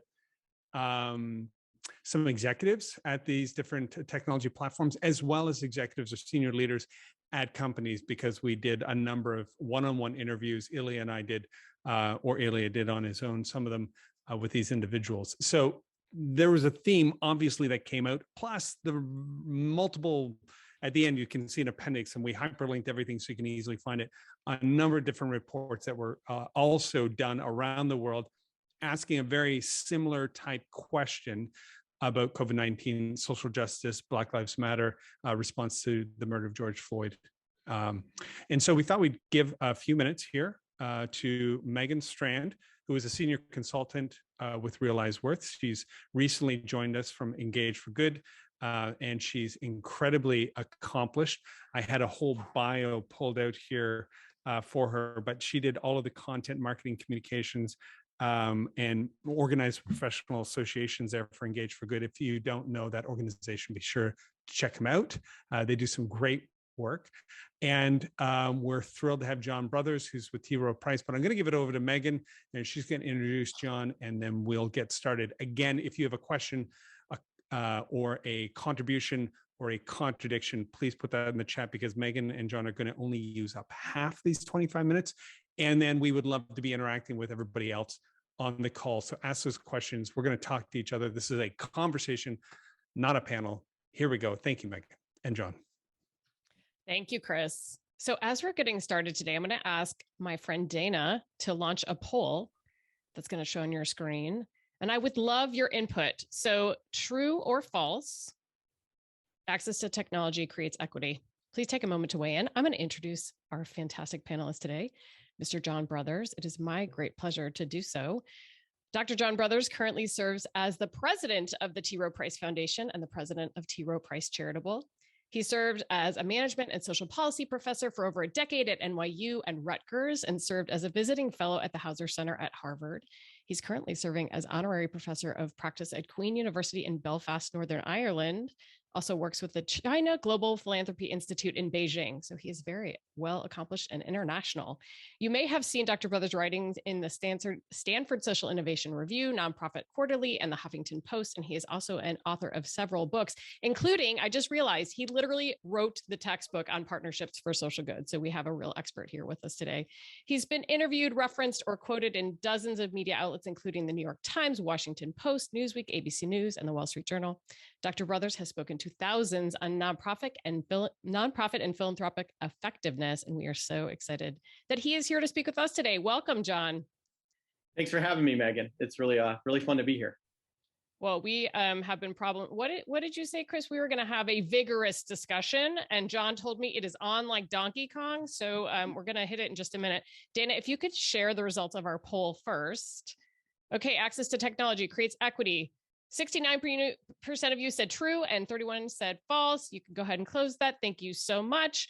Okay, well, I will say that I set you up a little bit. It's a little bit of a trick question because while technology can help create equity, it can also inhibit equity. Maybe some of you are typing that into the chat. I'm going to ask Nicole to help us manage that today. But this is the first question I'm going to tee up today to John. You have some pretty strong beliefs about how technology can help or hinder our efforts around equity and justice, and in ways that have most likely been amplified by the pandemic. So would you briefly share your philosophy on this with us? Yeah, so I would also, I would say that it can help, but it often hinders, right? And so obviously it's both sides of the coin. I think to talk about this is just very quickly, because I know we want to leave a lot of time for folks to talk in and weigh in, but to give context. So, I started my career as a community organizer and as a case manager working in disinvested communities, moved and started my second phase of the career, which is what I was called a pracademic. So I studied the sector, I was a consultant in the sector and did a lot of work on that way. And then 7 years ago, moved into leading here at T. Rowe's philanthropy and social good efforts and doing a lot of work in community engagement. I just so happened to kind of come into Baltimore, and Chris is in Baltimore, so he'll likely remember this time during the week of the unrest. And during that time, many at T. Rowe and others were like, well, John, what should we do in West Baltimore? And my response in the community organizing experiences really did push to the forefront was like, there wasn't anybody in central West Baltimore saying, I can't wait for T. Rowe Price to be here. And it was largely our job to sit in community and listen to community and ultimately try to be led by community. And what we often heard in the community that all over the world was being looked at because we were burning and on fire, and we've seen many other then experience some of the same things, is that community folks were saying that we wanted to be heard, that they had voice and that they weren't being heard, that they wanted to lead in their own communities and work toward their own self-determinations. And largely there were lots of others kind of helicoptering in and saying, we have ideas on what your community should do. And it often didn't include those same community voices. And that there was a lot of machinery in place that prevented communities from lending their voice and lending them from being heard. And as we started as a foundation, as a company, looking underneath our own hood at kind of what was the machinery that we had that prevented community from doing the things that they authentically want, that they wanted to do for themselves, we had machinery that prevented communities from doing what they wanted to do. And some of that machinery had been in the technology that we as a philanthropy and we as a company had used and worked in community. It was machinery that didn't let us have an authentic relationship with community. It often took their own self-determination and their community of power away from them. Again, the technology that we had used had done that. And it created a separation that didn't allow us to understand them and work with them. And it often that technology stepped on community norms that were prevented us from having trust. And so it caused us to look at the wiring that we had created with community and caused us to re-change that so that not only in the technology we used, but also in so many other ways.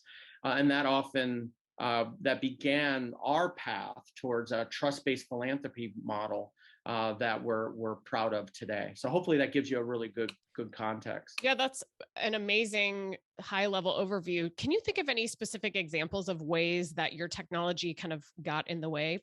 Yeah, so and there's a number of reasons. We see it, from an evaluative standpoint, right? Like, and you could take a step back and say, okay, strategic philanthropy caused an industry of philanthropy to kind of impose this business practice of counting in community and doing certain things in community. And I just reread an article from Stanford Social Innovation Review called "Drowning in Data." It was done like 15 years ago, but it's still holds tight, about how we as a philanthropic industry had created all of these mechanisms to get data.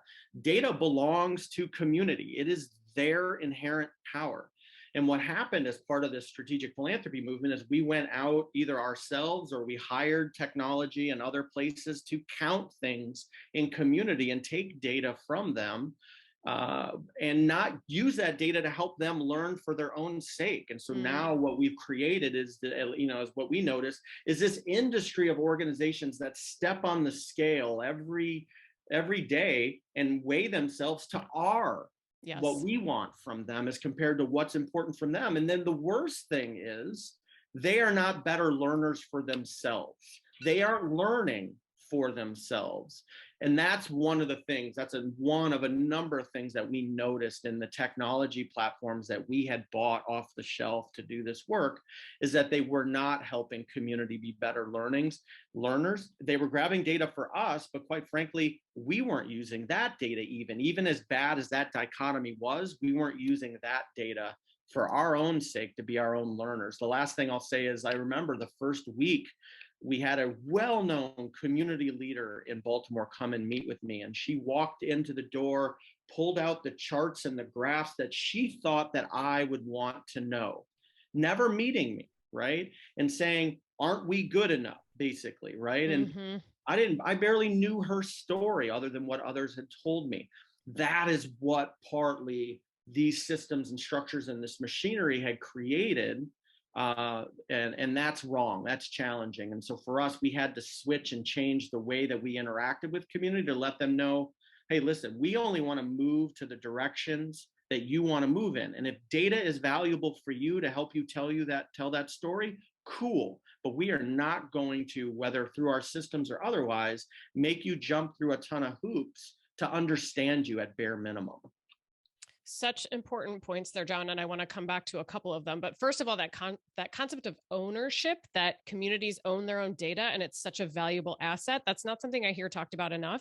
But then that other piece of the square peg round hole, like we need you to check these boxes from data so we can fill out our own CSR reports. Right. So that, I think some of that is changing a little bit due to COVID, but maybe not enough. So let me ask a little bit of a follow-up question here, and I'm going to add a little bit of context. Every Action did some research, and they found that one of the most common reasons many affluent donors said were never why they gave included because I want to support social justice aims. So that was 39.7% of people.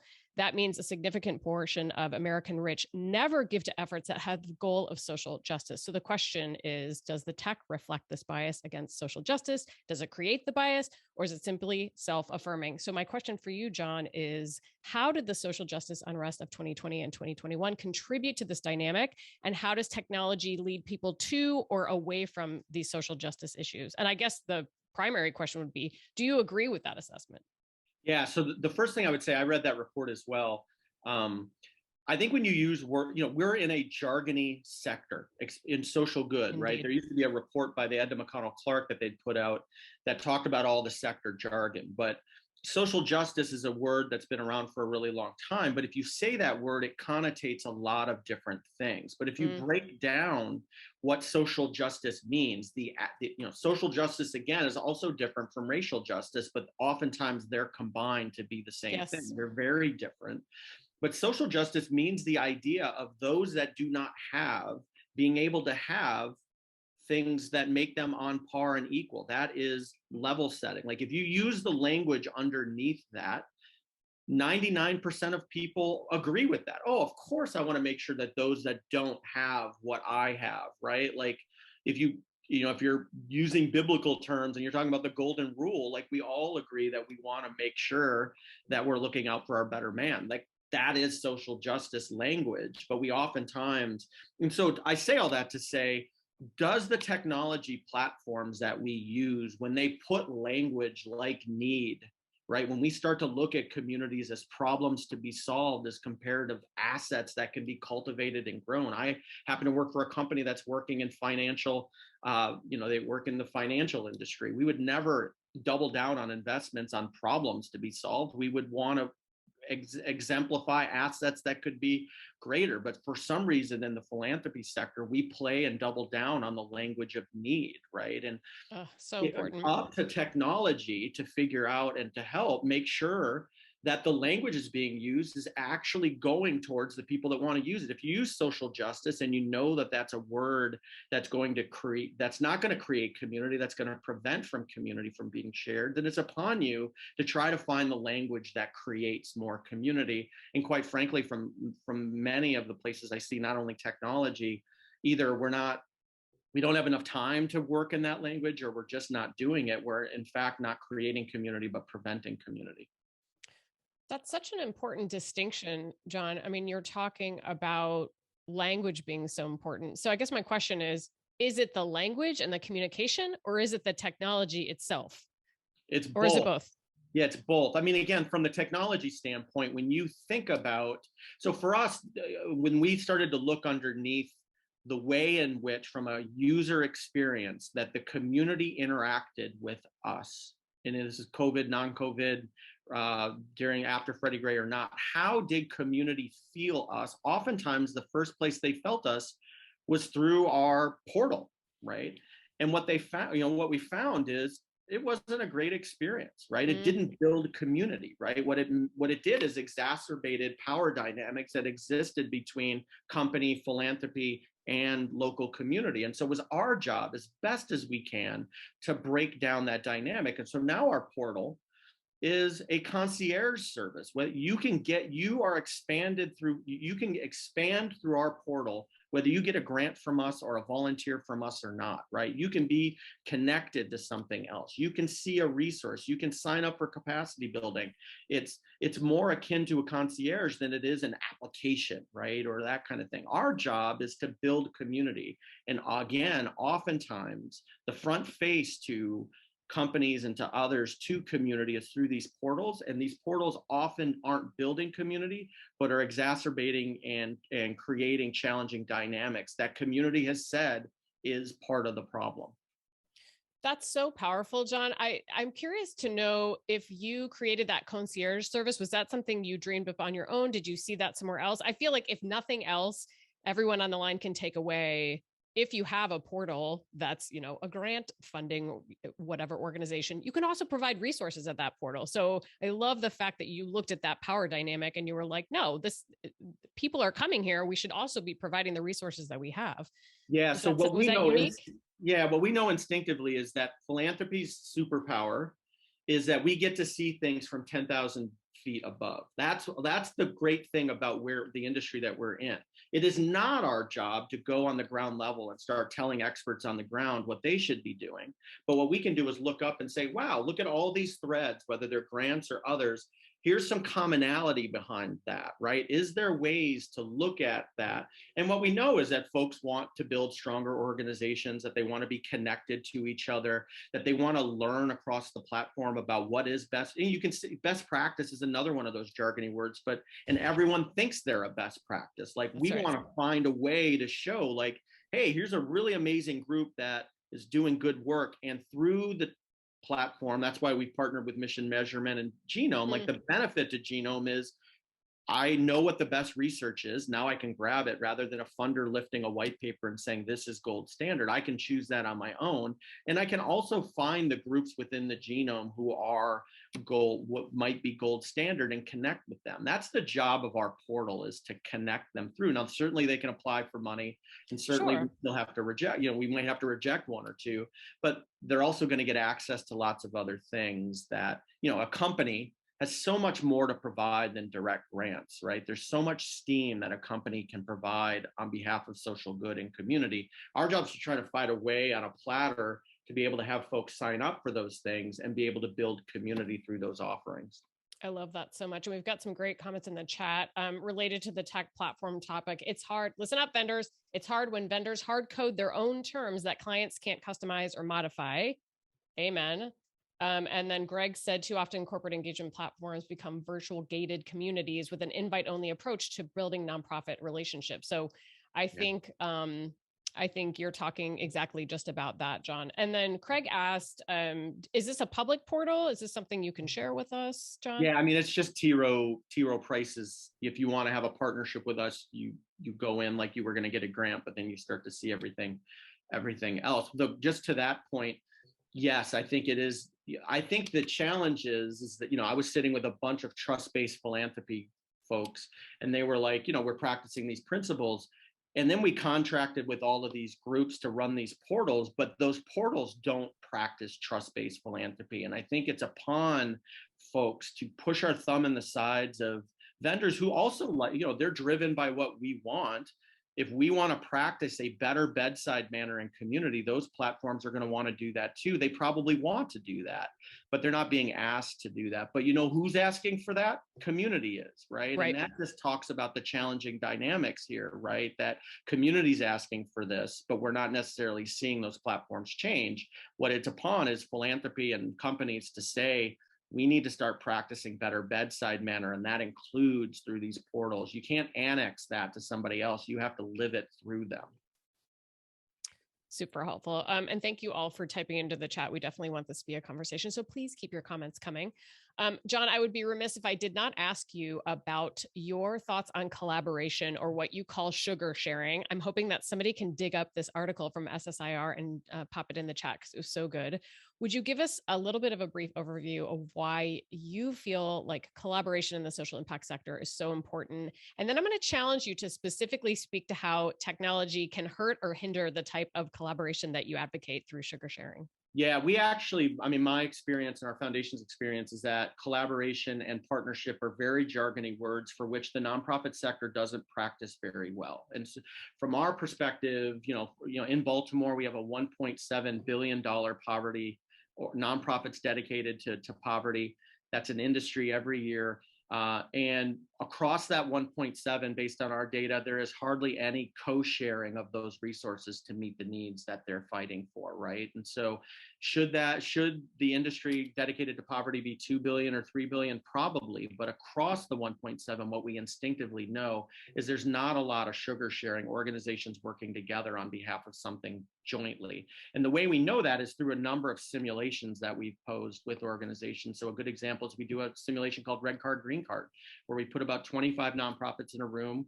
We say on green cards, write down all the assets you have as organizations, and on red cards, talk about all the needs you have. Typically, when we add up all the needs, it's about $1 to $1.5 million cost. And then when you start doing kind of the Chuck Woolery love connection between the red and the green cards, what you find is that the room really only needs $200,000 in real resource, right? That someone had a van, someone needed a van, someone had staff, someone needed staff. We know that, like what NTEN's number, 30% of nonprofit technology is really used, that there's a lot of nonprofit technology that's not. And so that leaves a lot of room for nonprofits to be able to share. And so we know nonprofits don't do it. We created a fund. We found out through that fund that it was really hard for nonprofits to instinctively do what neighbors have been taught to do, go across the street and share sugar.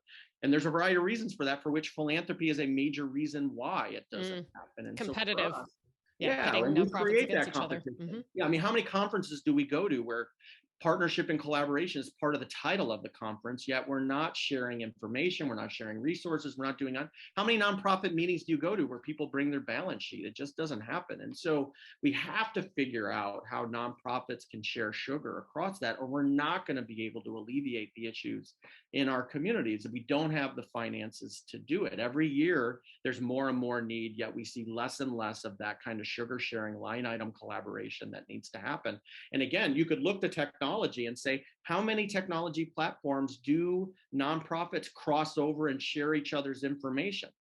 We are all filling out need statements in our grant applications, which is the area where most nonprofits put their research in, yet nobody knows what those need statements are, right? There's just so many examples, both technology or otherwise, where technology could be better angled to help nonprofits both share resources, share information, but it's often very much siloed based on our processes.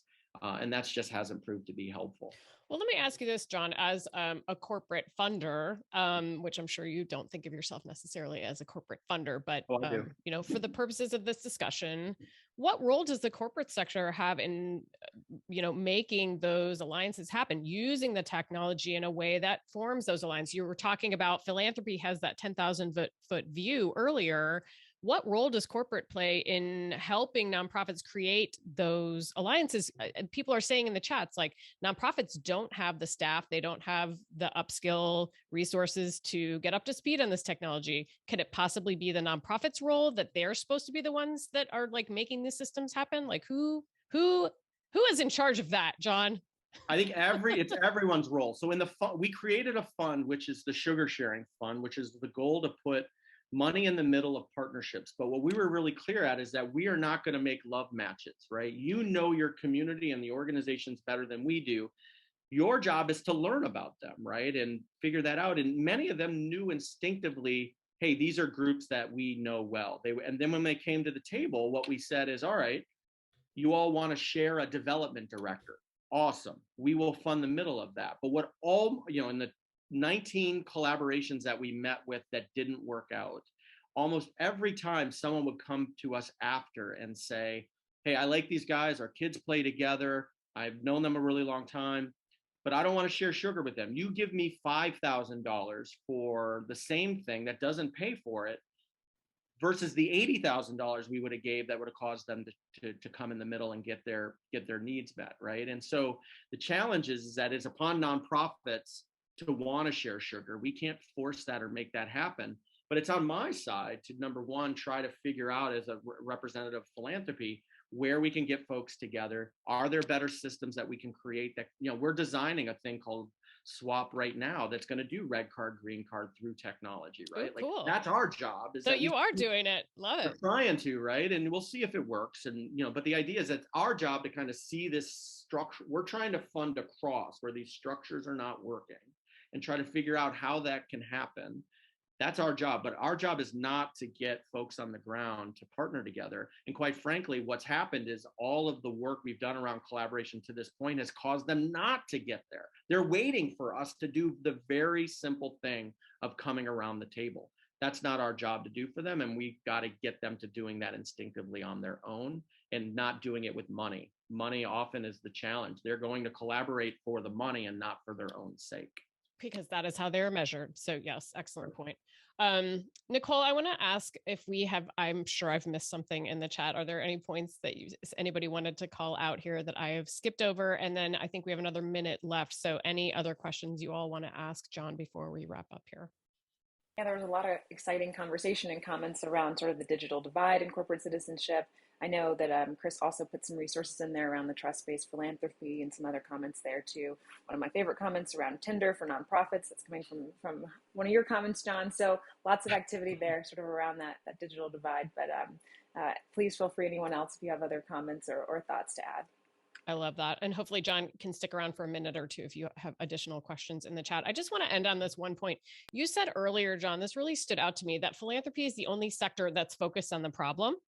And I love the fact that you've done this what's it called? The partner fund that you did at T-Row? The partnership fund. Partnership fund, which you can read about in that SSIR article. But I think really the takeaway here is if we can focus on those pieces that are working, that sugar sharing that is working, whether it's leveraging technology or not. So hopefully we can continue that conversation from a technology lens and keep focused on those things that are working in this sector. So with that, I'm going to turn it back over to Mr. Jarvis. Hopefully John can stick around in the chat if you have additional questions for him. Thank you all so much. Super fun. That was great. Good dynamic there, John. Really appreciate your candor and for speaking your mind. We're going to feature John on the Listen Up show. In what month, John, are you coming back? I think it's January. Yep, we're coming to talk about trust. Yeah, January, going to come and talk about trust. So we're going to do a deeper dive on that. If you don't know what the Listen Up show is, go ahead and ask the question. We will give you an answer here, or we can add you to the list so you can take that in. It's a free session with really great presenters like John. And believe it or not, even though John and I live in Baltimore, we've never met in person yet. But that is because of pandemic, not because we don't like each other. We're too busy to hang out. So we're going to get that fixed, hopefully sometime this year. Okay, we are into a 2-minute rest stop here. Again, if you need to step away, remember, turn off your video, mute yourself, go ahead, get that glass of water, do whatever else it is that you need to do. And in now 1 minute, we are going to pick up with the next presentation, or the next conversation rather. What is the effect of CSR technology on nonprofits? This is a theme that's really important to us and to the review because this technology exists to benefit nonprofits and the communities they serve, right? It's to reduce friction points, get the money there and the people there and the other resources there more effectively, more efficiently. And so this interplay is really important. And so we're going to pick that up in just 1 minute here. So TikTok, come back in a second. Anybody have, okay, so I'm going to answer some questions. What's the Listen Up show coming out of Ireland? But I want to hear you ask that, Mr. Fallon, in lovely Irish Gaelic lilt. You don't have to speak Gaelic. Because I can't, Chris. So what's the Listen Up show? What's the Listen Up show? You too. The Listen Up show, I love, Dara. Can you say your name? It's like a Scotch. I can't pronounce Scotch names either. It's just Dara. Dara. Okay. The Listen Up show is a monthly call. The second Wednesday of every month. We start at 11:30 Eastern, and we just do an hour. We bring authors on. We've had Dan Heath come on. We've had practitioners come on. We've had researchers come on. We've talked about starting a national museum for to support volunteering on the mall, National Mall in DC, for example. So some really interesting conversations. Same day every month, second Wednesday at 11:30 Eastern. If you're in India or Australia, it's a miserable time of the day. So we record it. So if you just register, we will send you the recording. So that's what, thanks for asking, Dara. I appreciate that. Yes. Okay. I got an endorsement all the way calling in from Lithuania. Thank you, Christina. So we are internationally endorsed. That's it right there.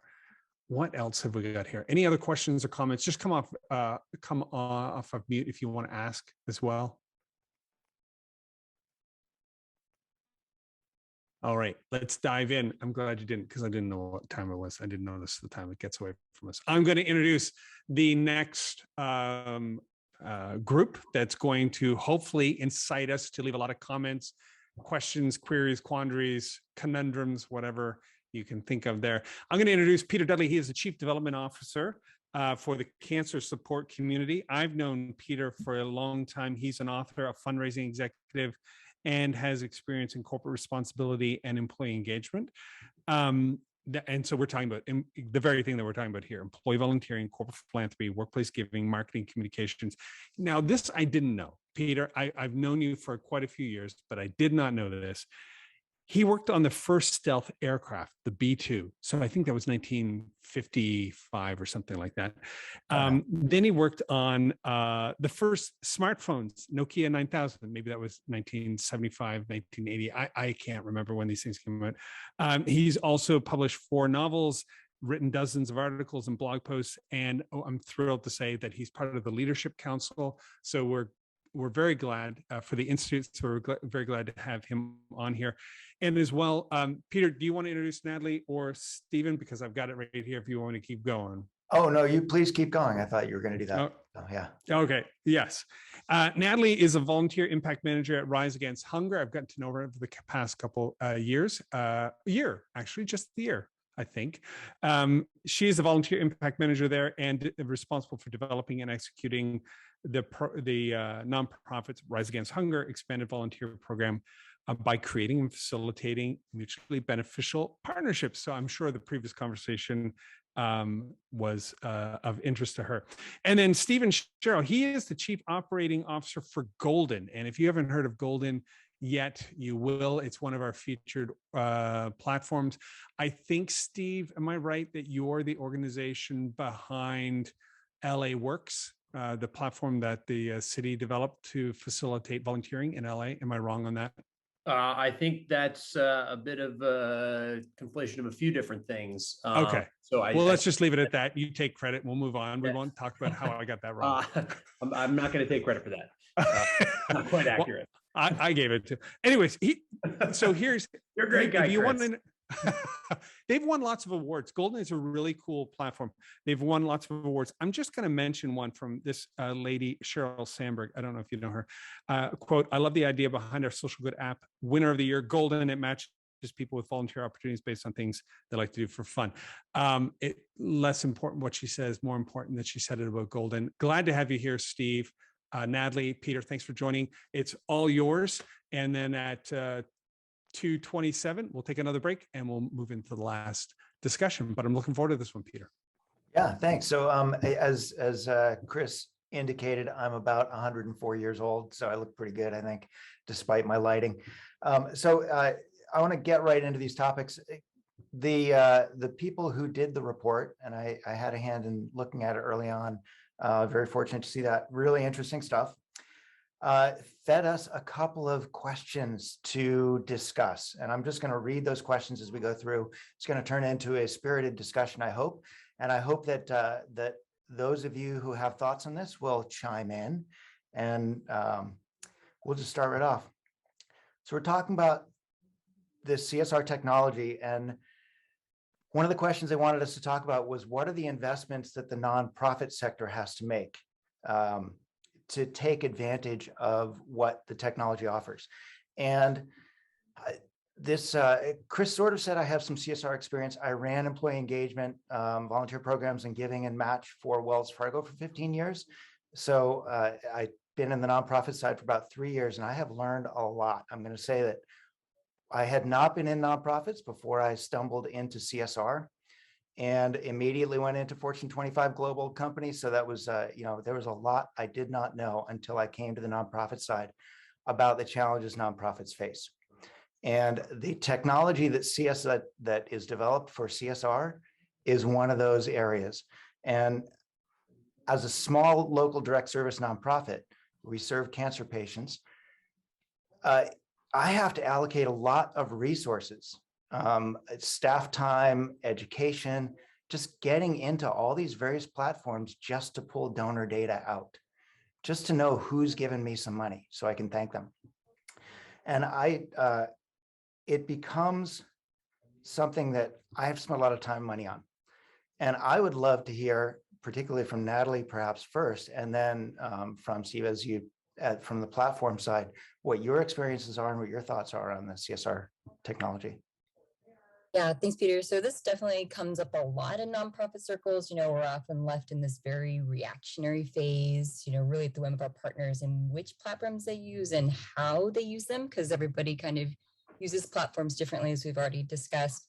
So even when nonprofits have these platforms made available to us, we simply can't utilize all the features due to lack of time and other resources. While our corporate partners may use one or maybe two, we have to be learning several different ones, based on the number of partners we have. So it can be a really heavy lift, and that lift continues, as partners grow, as your nonprofit grows, and that sort of thing. So, as Elia mentioned earlier, one of the key themes in this report that focus on partnerships, this is such a key area of investment, but it also needs to be paired with a larger investment in nonprofit partnerships and an understanding of the nonprofit sector itself. I think that the nonprofit sector obviously is very limited and is challenged, and has been for decades, and it's critical to creating platforms that work for both ends.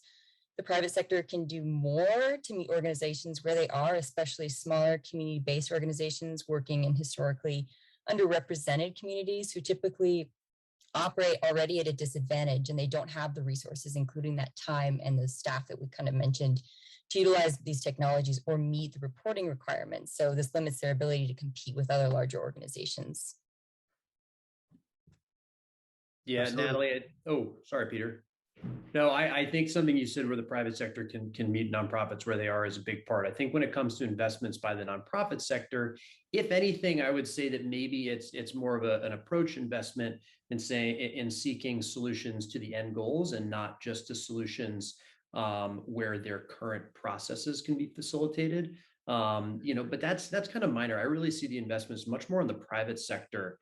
Natalie, you really said it well, meeting nonprofits where they are, because there's so many different platforms that all the players are working with. And so for the private sector, I think the investment is saying, let's increase the ability of whether it's APIs or integrations so that a larger number of platforms can communicate to each other, such that the platform that a nonprofit is using on an everyday basis can better communicate, say, with the CSR platform that a corporation is using for their internal processes. So Peter, like you said, there isn't, hey, I've got to go into all these different systems and pull data.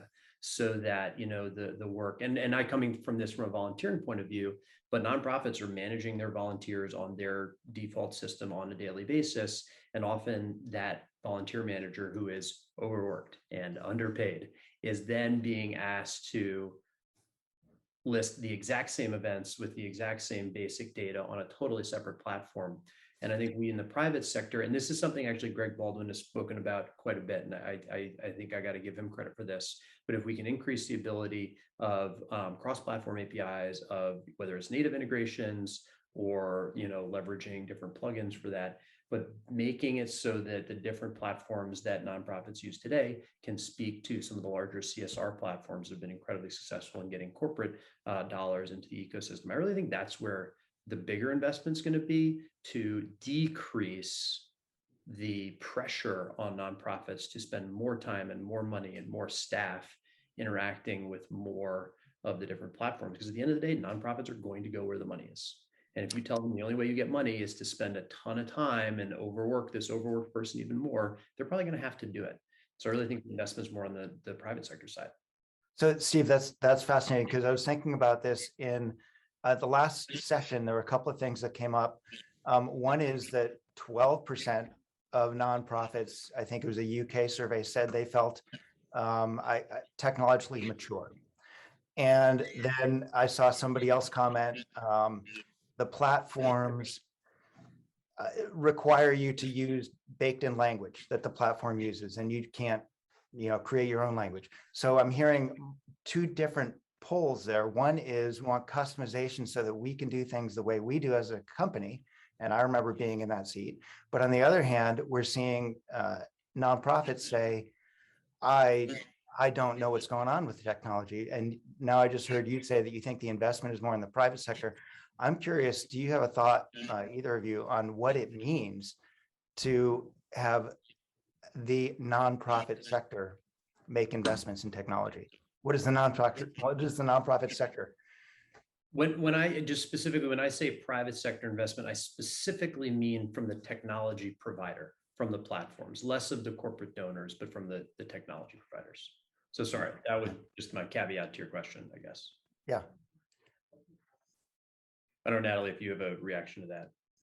Yeah, I think one thing too that's also important to remember is that nonprofits are kind of held to that different standard. You know, we have two rule books, as Dan Pelota says, right? There's one for nonprofits and there's one for the rest of the economic world. So we're not able to invest in a lot of things that would probably make our lives a lot easier, as, you know, we're tracked and held to specific standards. So I think that, you know, just saying, you know, a nonprofit can make that investment and that was going to solve a solution, you know, they're also being held to that. How many dollars are you actually spending on your programmatic expenses? And that's going to therefore prohibit additional donations and volunteers and funding to come your way in the future as well. So it's kind of a tricky area.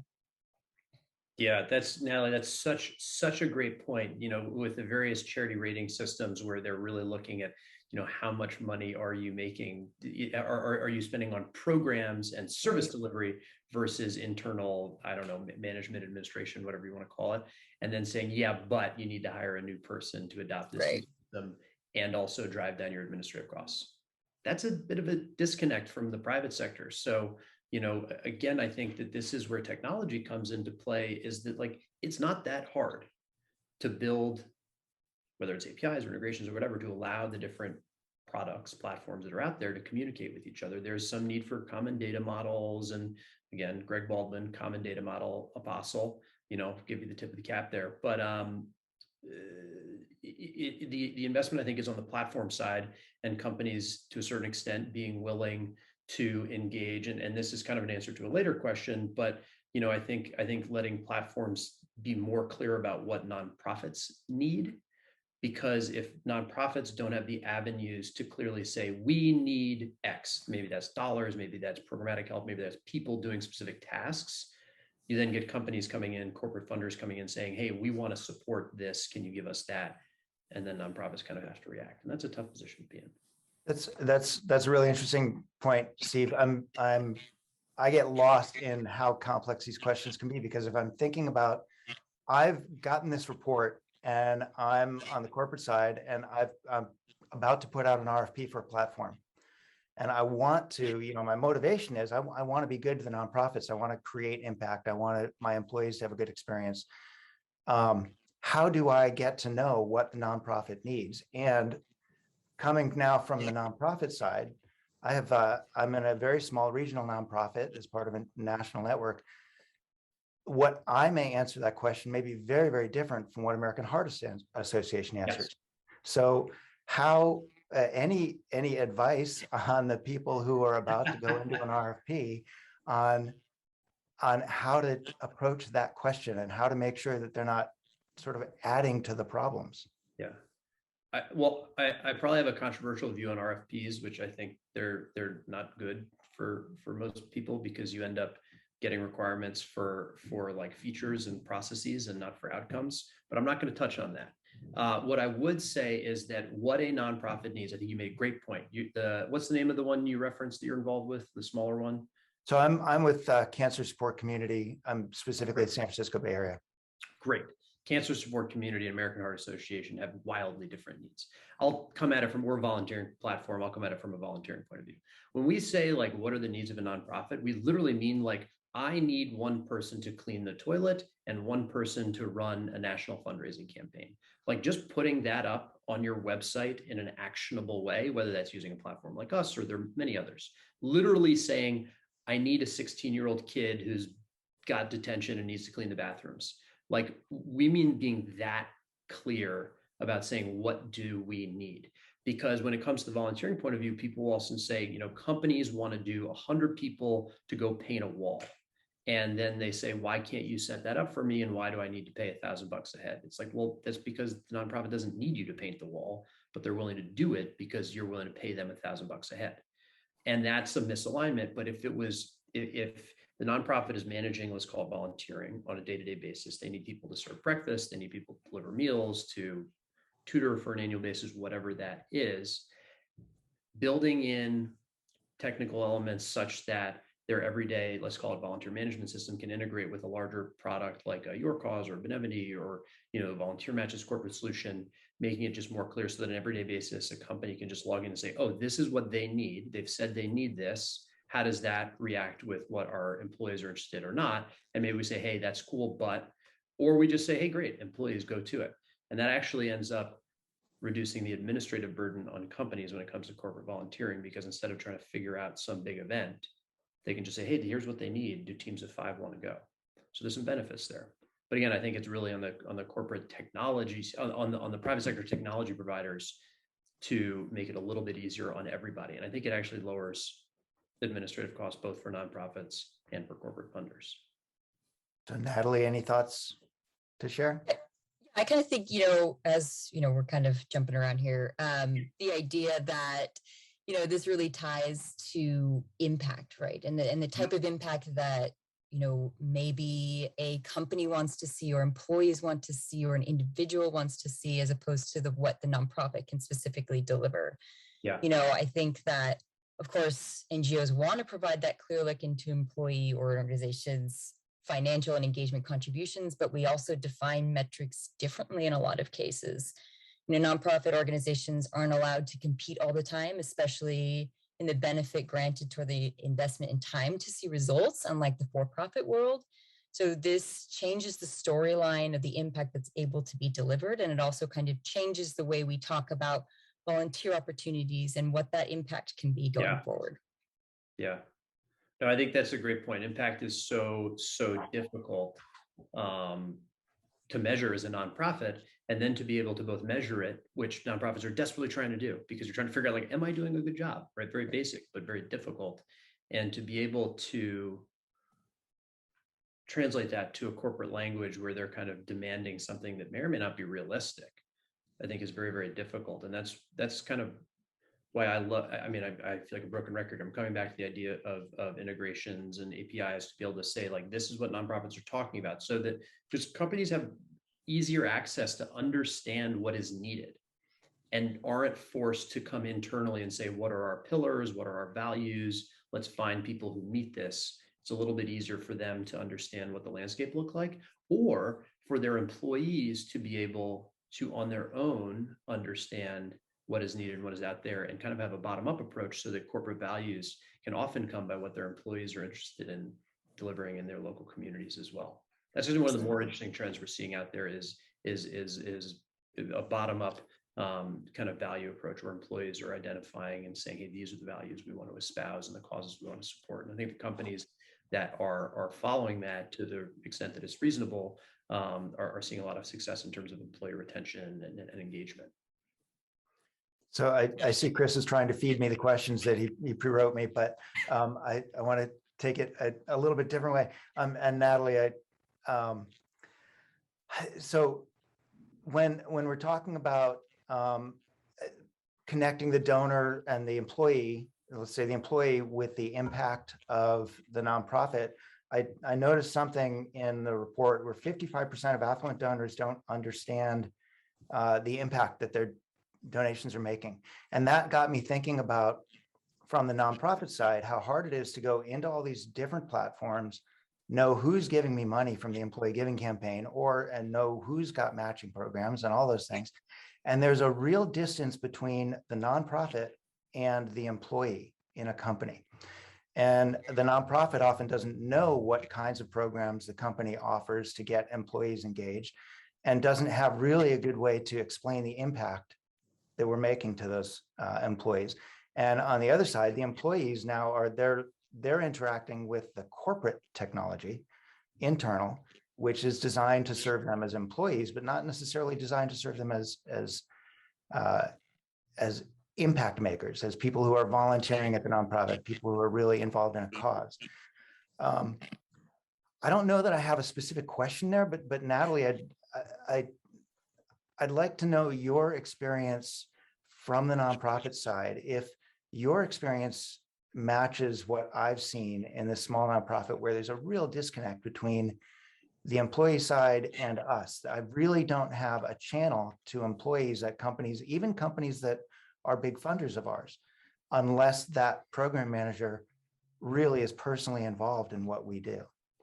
Yeah, absolutely. You know, as you kind of mentioned, obviously, and we talked about the impact is obviously measured differently. You know, programmatic success is a long-term transformational impact specific to communities where a nonprofit may work and thrive, are going to be different than what employees and companies may want. You know, sometimes, as we kind of saw, right, it's more of those transactional outputs and metrics like hours, the number of volunteers, beneficiary demographics, that sort of thing, right? So trying to meet those two where they are is incredibly difficult, especially when you're navigating multiple different partnerships that could be global in scale, in scope. So, you know, one of the things that I always kind of look towards, right, is this idea that companies can empower their employee volunteers to do more of that work and serve more as that bridge between the nonprofit sector, you know, utilizing these platforms and the company's goals as well. So kind of serving as a way to not only, you know, as Realize Worth talks about, right, that, you know, that transformational opportunity for volunteerism is present in those ways. So I think it's also kind of thinking about ways you can use your employees to also serve as that navigator to help support the nonprofits, utilize that technology, reporting on that impact, you know, kind of really connecting the dots there. Yeah, Natalie, I think that's a great point. I love that idea of the employee as the navigator. That's such a cool concept. I just see somebody on like the helm of a ship or something. Anyway, no, but I think you bring up a great point, which is that it is very difficult, Peter, to get the real impact, the real storytelling from a nonprofit to the individual employees, to the individual donors. There are a lot of questions about privacy and email lists and who do you have the permission to send notes to or not. And I think that's where, you know, storytelling is obviously very important for nonprofits to clearly say, you know, this is what your money is going to. You know, you donated $100, that's half of a computer that goes to a school or something. But the question is, you have great storytelling, how do you communicate it? And I think that's where Natalie's point about volunteering is so important, because nothing makes that emotional engagement like being there in person and assisting with the service delivery. Sometimes you're interacting directly with a client, other times you're performing a support role for the organization's mission. And that kind of emotional engagement, obviously I'm wildly biased. I work for a volunteer management software solution. But I would say that when companies not only encourage their employees to take part in corporate events, but also to go off on their own, volunteer time off, dollars for doers, whatever you want to call those programs that encourage employees to engage kind of on their own a little bit. That builds the emotional attachment and makes it also easier for nonprofits to directly tell the stories to those employees. Yeah, it's so I agree entirely. And one thing that I'm remembering from my days running programs on the corporate side was people would ask me, how do I get attention from the company? And I'm like, well, do you have anybody who works here that volunteers there? Yeah. And do you have anybody already that you have a relationship with? From the nonprofit side, it's always and always will be, I think, about relationships. Yeah. And the more these platforms can make relationships, can sort of lubricate the friction that's caused when nonprofits want to have relationships with employees, as opposed to be the barrier between those. I think that will serve everyone better. We have, as a small nonprofit, I don't know where my donors work.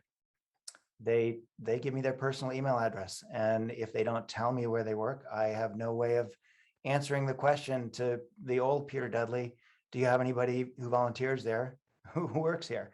So I would like to see platforms solve that problem. Yeah. Yeah, well, there are definitely some great solutions there. I think there are multiple things. One, it's how do you make the volunteer operations that are daily basis more obvious to a corporation in their kind of internal corporate giving portals or corporate volunteering portals. But then also, too, I think some of the matching software that's out there, Double the Donation is one that I'm a huge fan of, where it's one thing is, Peter, for you to say like, hey, Steve, give me all of your personal information and tell me where you work so that I can send you Instagram ads to get donations. But it's separate to say, hey, we have an employee matching program. Can you check to see if your employer will match either the hours you spend or the dollars you give? And I think that's an incentive for an individual to say, hey, this is where I work. And then obviously as a nonprofit, that's a little more helpful in getting that information there. So I think there are some really great platforms that are kind of, they're not really saying that's how they're doing the work, but they are, and they're awesome. Natalie, anything to add to that? Yeah, I know we're kind of coming at time too, and I also kind of wanted to talk about, this idea, right, that, yeah, we have these technologies and they're available and nonprofits can utilize them, and we have these ideas of partnerships and that sort of thing, but it also doesn't address the question, right, of those nonprofits that are so small, those that serve typically, historically underrepresented and underserved communities. So how can they also utilize these platforms and these technologies if they don't have the time or the staff or those connections? How are they able to compete? And therefore, do larger nonprofits, are they always going to kind of have that upper edge and be able to kind of push their mission first, as opposed to the others that are also doing critical work? Yeah, I'm gonna give a shout out to UCSF, University of California, San Francisco right now. They during COVID, they brought together, they gave money to local nonprofits, and they brought together a diverse group of local on the ground nonprofits. Just said, hey, once a quarter, we're going to get together on Zoom and talk about what we're doing. And the amount of impact these cash-strapped volunteer and staff-led organizations helping people on the street, like literally going out on the street and pulling people in to get their tests and stuff. Amazing. And what I would love to see is that somehow, last session, we heard a lot about we need to get nonprofits collaborating and need to, make that easier. And yet sometimes when we get in forums like this, we end up talking at a much higher level and forget how much work and how tired these people are after 18 months of being on the street in a pandemic. I think UCSF has done a great job of pulling together a community like that. And I'd like to see all of us here who have the ability to do that, to see if we can start pulling communities together, because it's still all about relationships. And I probably now gone over time, Chris. No, that's great. I mean, that was a solid landing. You all three stuck that landing wonderfully. Just wanted to ask any last closing thoughts, Steve, Natalie, and then Peter. Anything final to say on this topic? And just to remind everybody again, the topic here is what is the effect of CSR technology or corporate citizen technology on nonprofits? And you have drilled down to some interesting points. Steve, any last thoughts? Yeah, the only last thought is that I really think that it is incumbent on the technology sector to provide solutions that create less work rather than more work. And it's so possible. Like, it's not hard, but there needs to be a commitment from the technology sector to do that. Kind of what Peter said a little, what Natalie said as well. That's my only thought. Awesome. Yeah. Well, that's my only thought I'll share. Sorry, I have. Okay. And I would add too, I think it's really critical to kind of, not assume that, any one sector has all of the solutions, right? I think it's going to require everybody to come to the table, everyone from every type of organization as well, to kind of provide input, and also building in that flexibility to really meet folks where they are and kind of really go after these really big, huge, monumental problems that we're facing worldwide. Awesome. Thank you, Natalie. And you're so right. Peter. I agree with Natalie. I'm going to give her the last word. Oh, wow. That's okay. That's very classy and clever. I'm honored. And smart. Yeah. Great. We're going to go over time a little bit. We're in the last 30 minutes. If you want to take 2 minutes, remember, turn off your video, put yourself on mute, go do the thing you got to do, come back. We're going to start at 2:32 Eastern time. So it's in 2 minutes. We're going to kick it off for the last conversation. Then we're going to give away some iPads and wrap this up. All right. So there you go. If you're not leaving, I'm going to do a call out to Jennifer Chavez Rubio. Hi, Jennifer. She's been brilliant. She's with the Gates Foundation. And Jennifer has had her video on the whole time. So she is phenom in my books. But I don't know if you know of anything. IDEO did the lab, the co-lab last week, and there's, I think, 3 ideas that came out of that. Do you know anything about that process, and could you speak to it if I asked one question? Hey, Chris, thanks for the shout out. I am wondering if my colleague Sophie Snowden is on the line still, or she may have had to drop off. Yeah, I think maybe she did. She was earlier on. I am right here. She's still here. Got my video back on. Okay, No, Sophie. sorry. Now it is. Sophie has been our wonderful program officer, deeply engaged with the program. So I would turn it to Sophie. Awesome. Sophie, the question I'm going to ask, there were 3 ideas that came out of it. The last idea, the third idea, I think, was, what if there was a place, a beautiful place where all nonprofits could go and upload their information just once, and their opportunities just once, and that distributed via API pulls to every platform in the world. Now, Greg's going to get on in a second and talk about how Volunteer Match has already ventured into that space. But maybe if you want to share, is there anything kind of coming out of that, or is that still in process? I didn't know if there's anything to share with this highly invested group. Yeah, sure. Thanks for highlighting that. So that work is part of the Better Giving Studio, which is an initiative of the philanthropic partnerships team at the Gates Foundation. And so what we led over the last 4 weeks was essentially a series of action-oriented workshops with folks focusing on 2 different briefs. The one you're mentioning, the concept is called, and these are just concepts. These are sort of early prototypes that were developed in collaboration between different organizations. And the working name is Blank Filler. And essentially the point is, as you might have guessed, to fill in the blanks on all the different platforms. So it was part of our sprint focused on equitable curation, and a lot of the concepts that came out of that focused on the lack of capacity, or the need for capacity building and for having tools that are scalable for organizations that are historically and currently the most underfunded, and that have the least resources, the least number of individuals, and the least amount of time to fill in forms multiple places. So essentially the concept is you just fill in all the info in one place, and via APIs, it plugs into all of the different platforms, or a curated list of many different platforms across the web. And then if you need to update information, you just in one place and it pushes out into all. In terms of next steps, the collabs just wrapped up at the end of last week. So those sort of next steps for right now, assessing via surveys and conversations with all those who attended what the interest level is and bringing some of those ideas forward. So it really depends on all the folks in the room who kind of collaboratively came up with the ideas and the resources they're able to or who's raising a hand for what and what that looks like. So TBD, but you can stay in the loop at Better Giving Studio through our newsletter.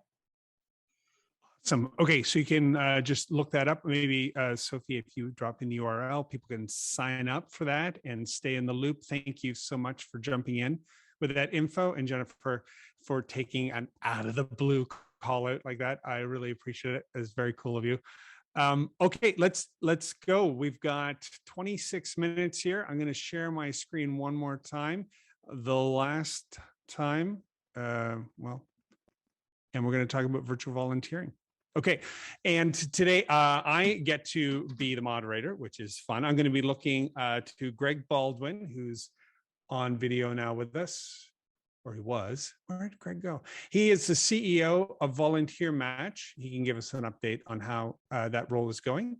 And then we've got Ben Sampson. He's the co-founder and vice president of We Hero, and they've got a foot in both worlds. Really cool operation on online volunteering, real world volunteering. And since we're talking about the question, can virtual volunteering ever be as good as in-person volunteering? Let me set it up. We're going to do a fast and furious 15 minutes hard stop, give away the iPad, do our closing comments, and everybody's out the door at the top of the hour because you've got another Zoom call waiting for you after this, don't you? I'm sorry, that's true for you. Okay, so Greg, Ben, thumbs up. You ready to go? Here's my first observation. Most people will say virtual volunteering is not as engaging. We already talked about that. Totally get it. And yet the medium that we use for virtual volunteering, which is screens, is one of the most addictive things in our life. Human behavior, we're tied to these screens, TikTok, Facebook, I don't know if you're a professional, I guess LinkedIn, but we are in front of them, we're on them, we use them all the time. People say, put them down. There's all these memes about, hey, you're here with me. Why are you looking at my phone? We use these screens all the time to interact with our world. It's just normal now. Why is virtual volunteering so dang hard to make sticky? Let's go with Greg. Why don't you just introduce yourself for a second? And then Ben, if you can introduce yourself, fill in a few blanks, and then we can come wrap around to that question. I've got lots of quotes to tie us up for 8 minutes. Awesome. I'm Greg Baldwin. I am the CEO of Volunteer Match for the next 6.5 months, or until the organization finds an amazing individual willing to take on the command of this organization and write the next chapter of its future. For those who didn't know, I just announced that last week. So Chris is, or very recently, maybe not even last week. So Chris is teasing me a little bit about my state at the organization, but it's all good and Perfect. Great opportunity. Thanks, Greg. And before you go, it was 1998. Would you go? This is how I tell the story. 1998, you went to Radio Shack, bought a 56K modem, turned on your computer, found out how to buy a URL, and virtual volunteer match is actually legally known as what? At the time, it was known as our company is named Impact Online. Our first version of Volunteer Match was called Volunteer America, until we received a cease and desist letter from Volunteers of America. I didn't mean to bring we didn't bring that up right now. We got a lot to talk about. Okay. I just meant all good stories start off on the wrong foot. Okay, yeah, I'm messing this up. This is why we have professional moderators. Ben, your turn to walk the plank. I'm Ben Sampson. I'm a co-founder here at We Hero. We build and execute CSR and corporate volunteer programs. So we really act as an extension for CSR teams and help nonprofits scale out their volunteer opportunities. And Chris, I don't know, if Greg's the grandfather of volunteering, I guess I'm like the second cousin or the brother-in-law of the space. So I'm not sure how you want to, introduce me there, but I'm not going to top that. Okay, so maybe just the brains of the space. I don't know about that after being in here for 3 hours.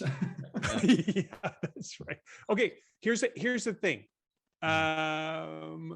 When it comes to online volunteering, this report, you'll see in the tech review, 38% said they're mostly or very satisfied with the virtual experience, 27%, I'm only a little or not at all satisfied. Those numbers are low. Ben, you do both. How do you do virtual volunteering?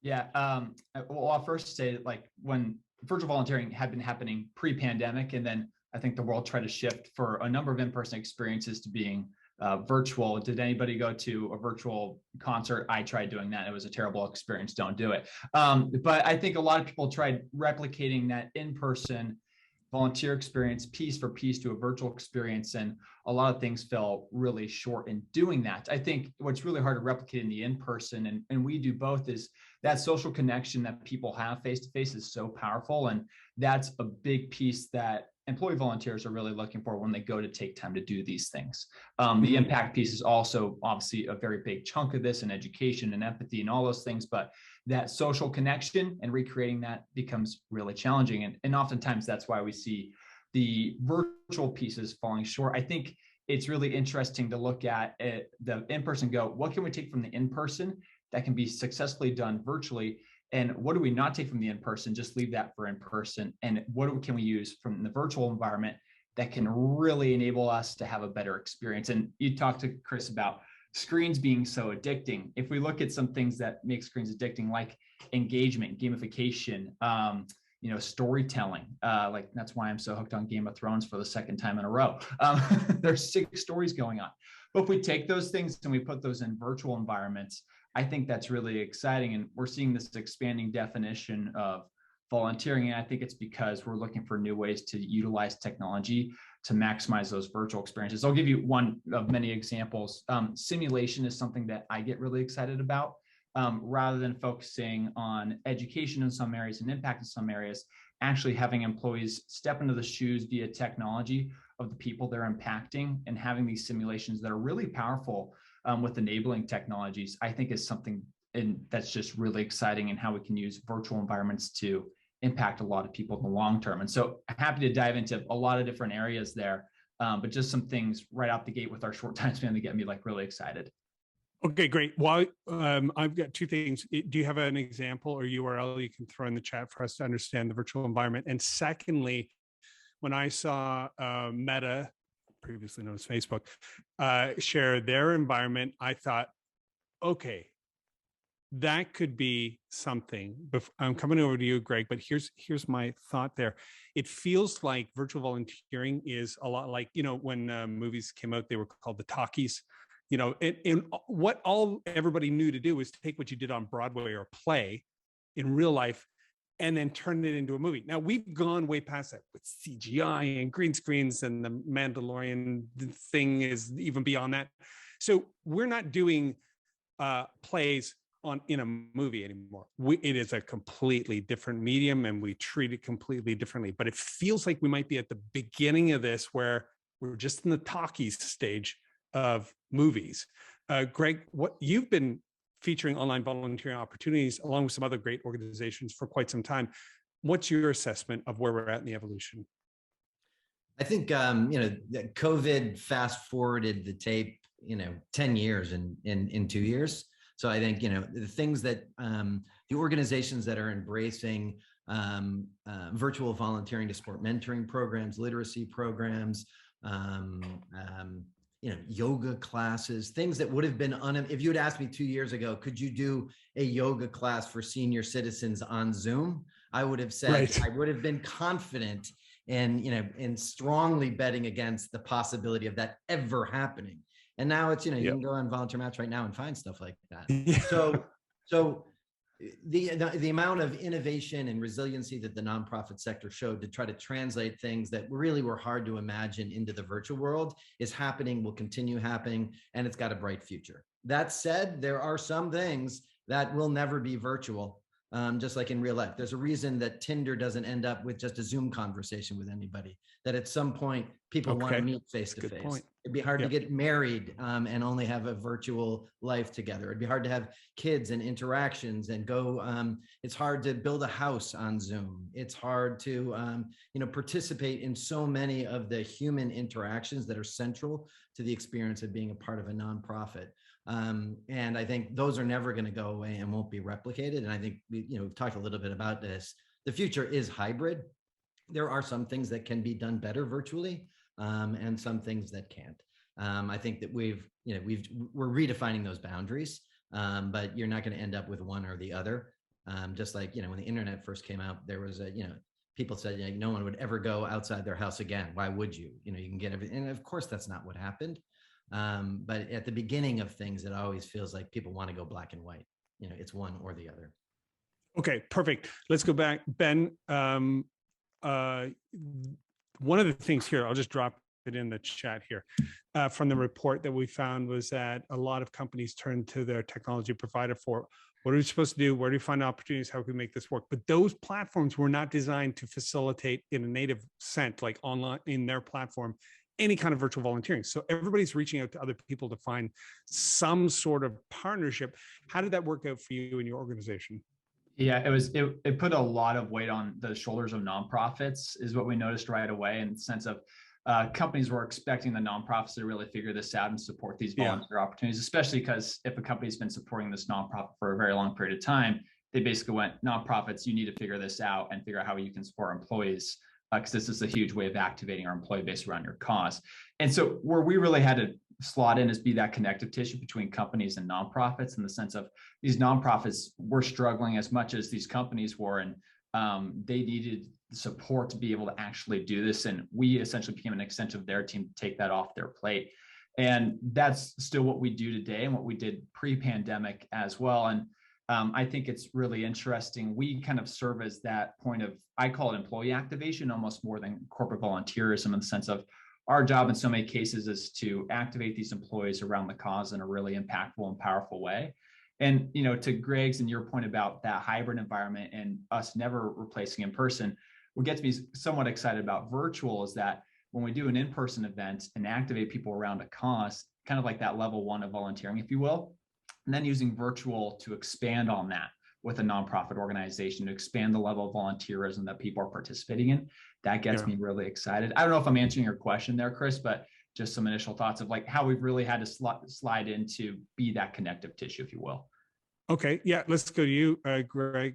Anything that you want to add to that from your perspective? And then what were some of the most popular, or even if you may not know, virtual volunteering on Volunteer Match? So a couple of things there. I think, the role that intermediaries can play in helping nonprofits take advantage of some of these, new technologies is going to be, I think has been vital during the pandemic and will continue to be so. Mm-hmm. We know from our research that 65% of nonprofits as of, the end of 2020 were operating with fewer resources compared to before the pandemic, even though the cultural narrative right now is that money is flowing everywhere. That's not true of most nonprofit organizations. There's in our data, 25% actually had more resources, to operate through the pandemic. The rest didn't. So I think, organizations like Ben's that are helping nonprofits take advantage of the generosity, interest, goodwill of corporations and build out programs that, really can kind of find the common ground that are both supportive of the nonprofit organization, but also are able to support the needs of the corporations. That's a puzzle that is not easy to solve. And I think most nonprofits benefit from having, others to support that interaction and that, relationship building. So I think that's cool. And then what are some of the most, the most successful and popular volunteer opportunities? I think literacy, tutoring, and mentoring programs. I think, I was a big brother when I was in college. And I think that, the thought of doing that virtually was, I think that would have landed with a thud 3 years ago. But those programs, I think, were really able to lean into the technology and create tutoring and relationships online that allowed those organizations to scale. Micro Mentor is actually a mentoring program for social entrepreneurs, and it's looking for executives that are retired to help support young entrepreneurs. That program has just exploded over the pandemic. Crisis text line is another, good example of a kind of virtual first organization. It's a crisis line for teens. Yeah, it was designed for that, right? Yeah, like online. And it's not, kids don't pick up the phone anymore. They want to, text in and get help. And crisis text line is manned by an army of volunteers. It's all virtual. So those programs, I think, really, found that common ground where it's actually better for that program to be virtual than requiring someone to drive to a car to some like United Way center where they'd sit on the phone or, sit around together to answer texts. It doesn't make any sense. Yeah. It's interesting because the virtual volunteering, it was sort of built with an opportunity where it could only be done that way. Missing maps is another really popular one. There's no way to do that in the real world unless we all get in the same room and still get online kind of thing. And those are going to be more successful. Okay. We're almost at time. I just want to get, I know it's so Come fast. On, Ben. It's like one of those cameos on the, Kimmel show where you just show up and you walk off. Last thoughts, Greg, about the future of this space and your role in it. And then we're going to go over to Ben. The future of the space and what you're going to be doing to make it come true. One of the most important things we learned about virtual during the pandemic, we never would have learned had it not been for the pandemic, I'm looking for a silver lining, is that we always thought that virtual meant, creating opportunities didn't matter where you were.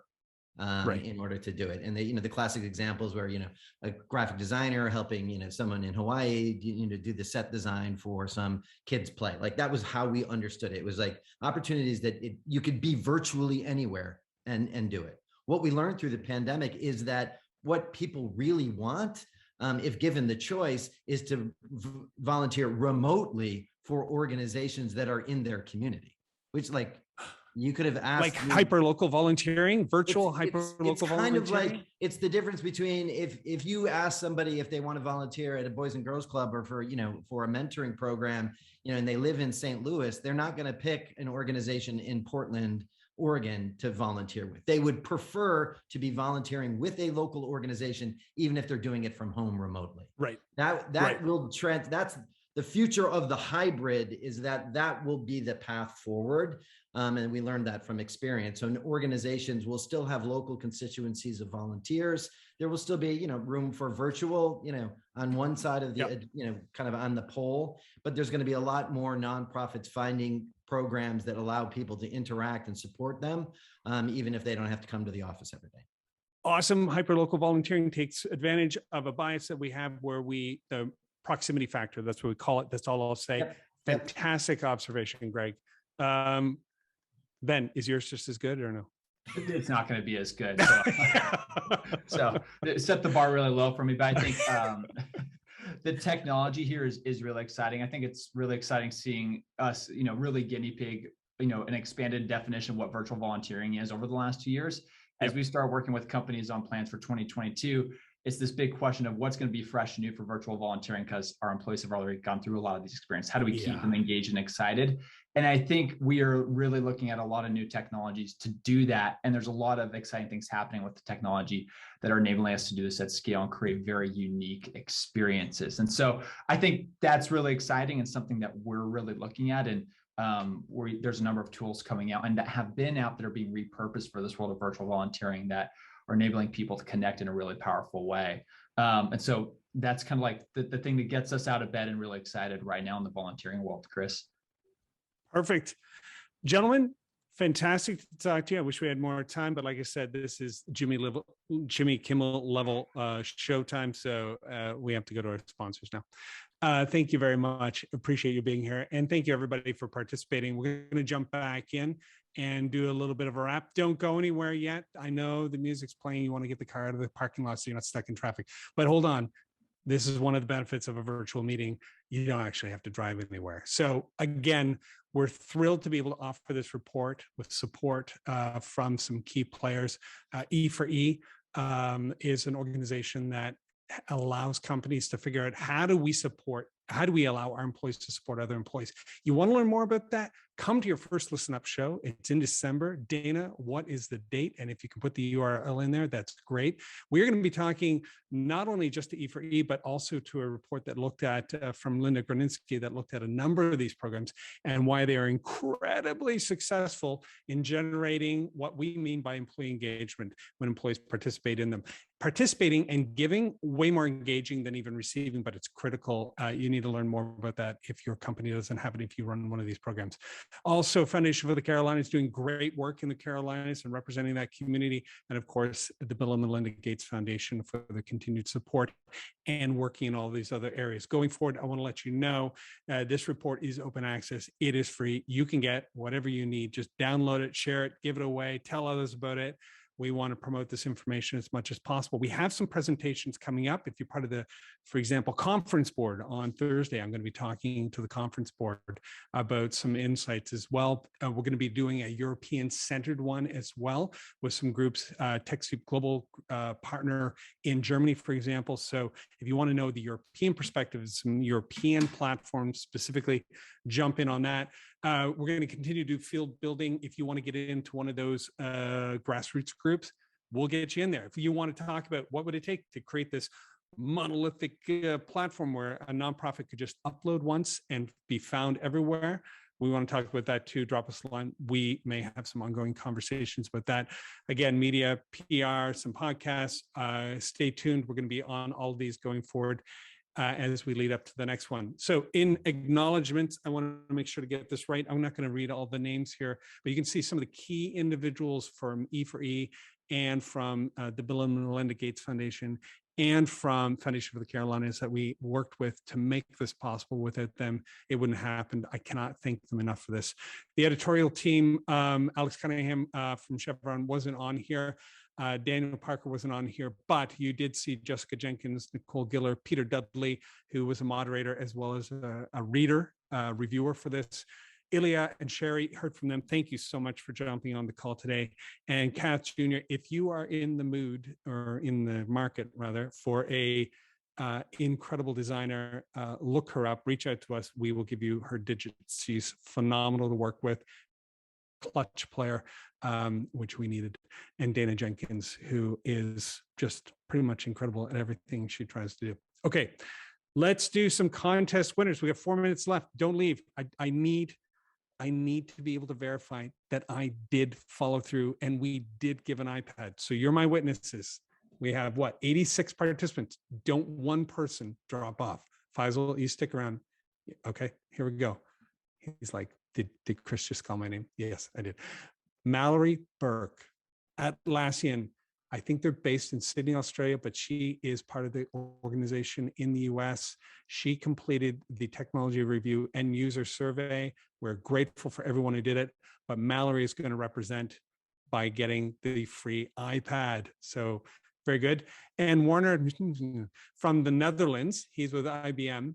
My Dutch isn't much, so I didn't pronounce his name. So Warner D in the Netherlands, and we're going to get those out to them as soon as possible. Thank you, everybody. I'm going to stop sharing and just come on video here. Thank you, absolutely everybody, for being a part of this, for sticking out. Some of you stayed for 3 hours. I pray to God that you get some emails done or other things, because while the conversations were great, and you were great, still, that is a huge commitment. I want to thank everybody for being on. We do have a recording of this. We will be sharing it. We have a bunch of resources. We'll share those. Everything we looked at as part of our research is in there in the report, and it's hyperlinked. You can easily find it. If you haven't got the report yet, I don't know why you're on this call, but if you haven't got it, just go to rw.institute. You can find it easily. And that's it. Thank you, everybody. Thank you, team, for making this possible. I'm looking at your faces right now. I'm not going to say your names again, but I love my team. I love the team I get to work with, and I love our partners. I'm really proud of this report. I hope it does for you what you need it to. Thank you, everybody. Have a great week.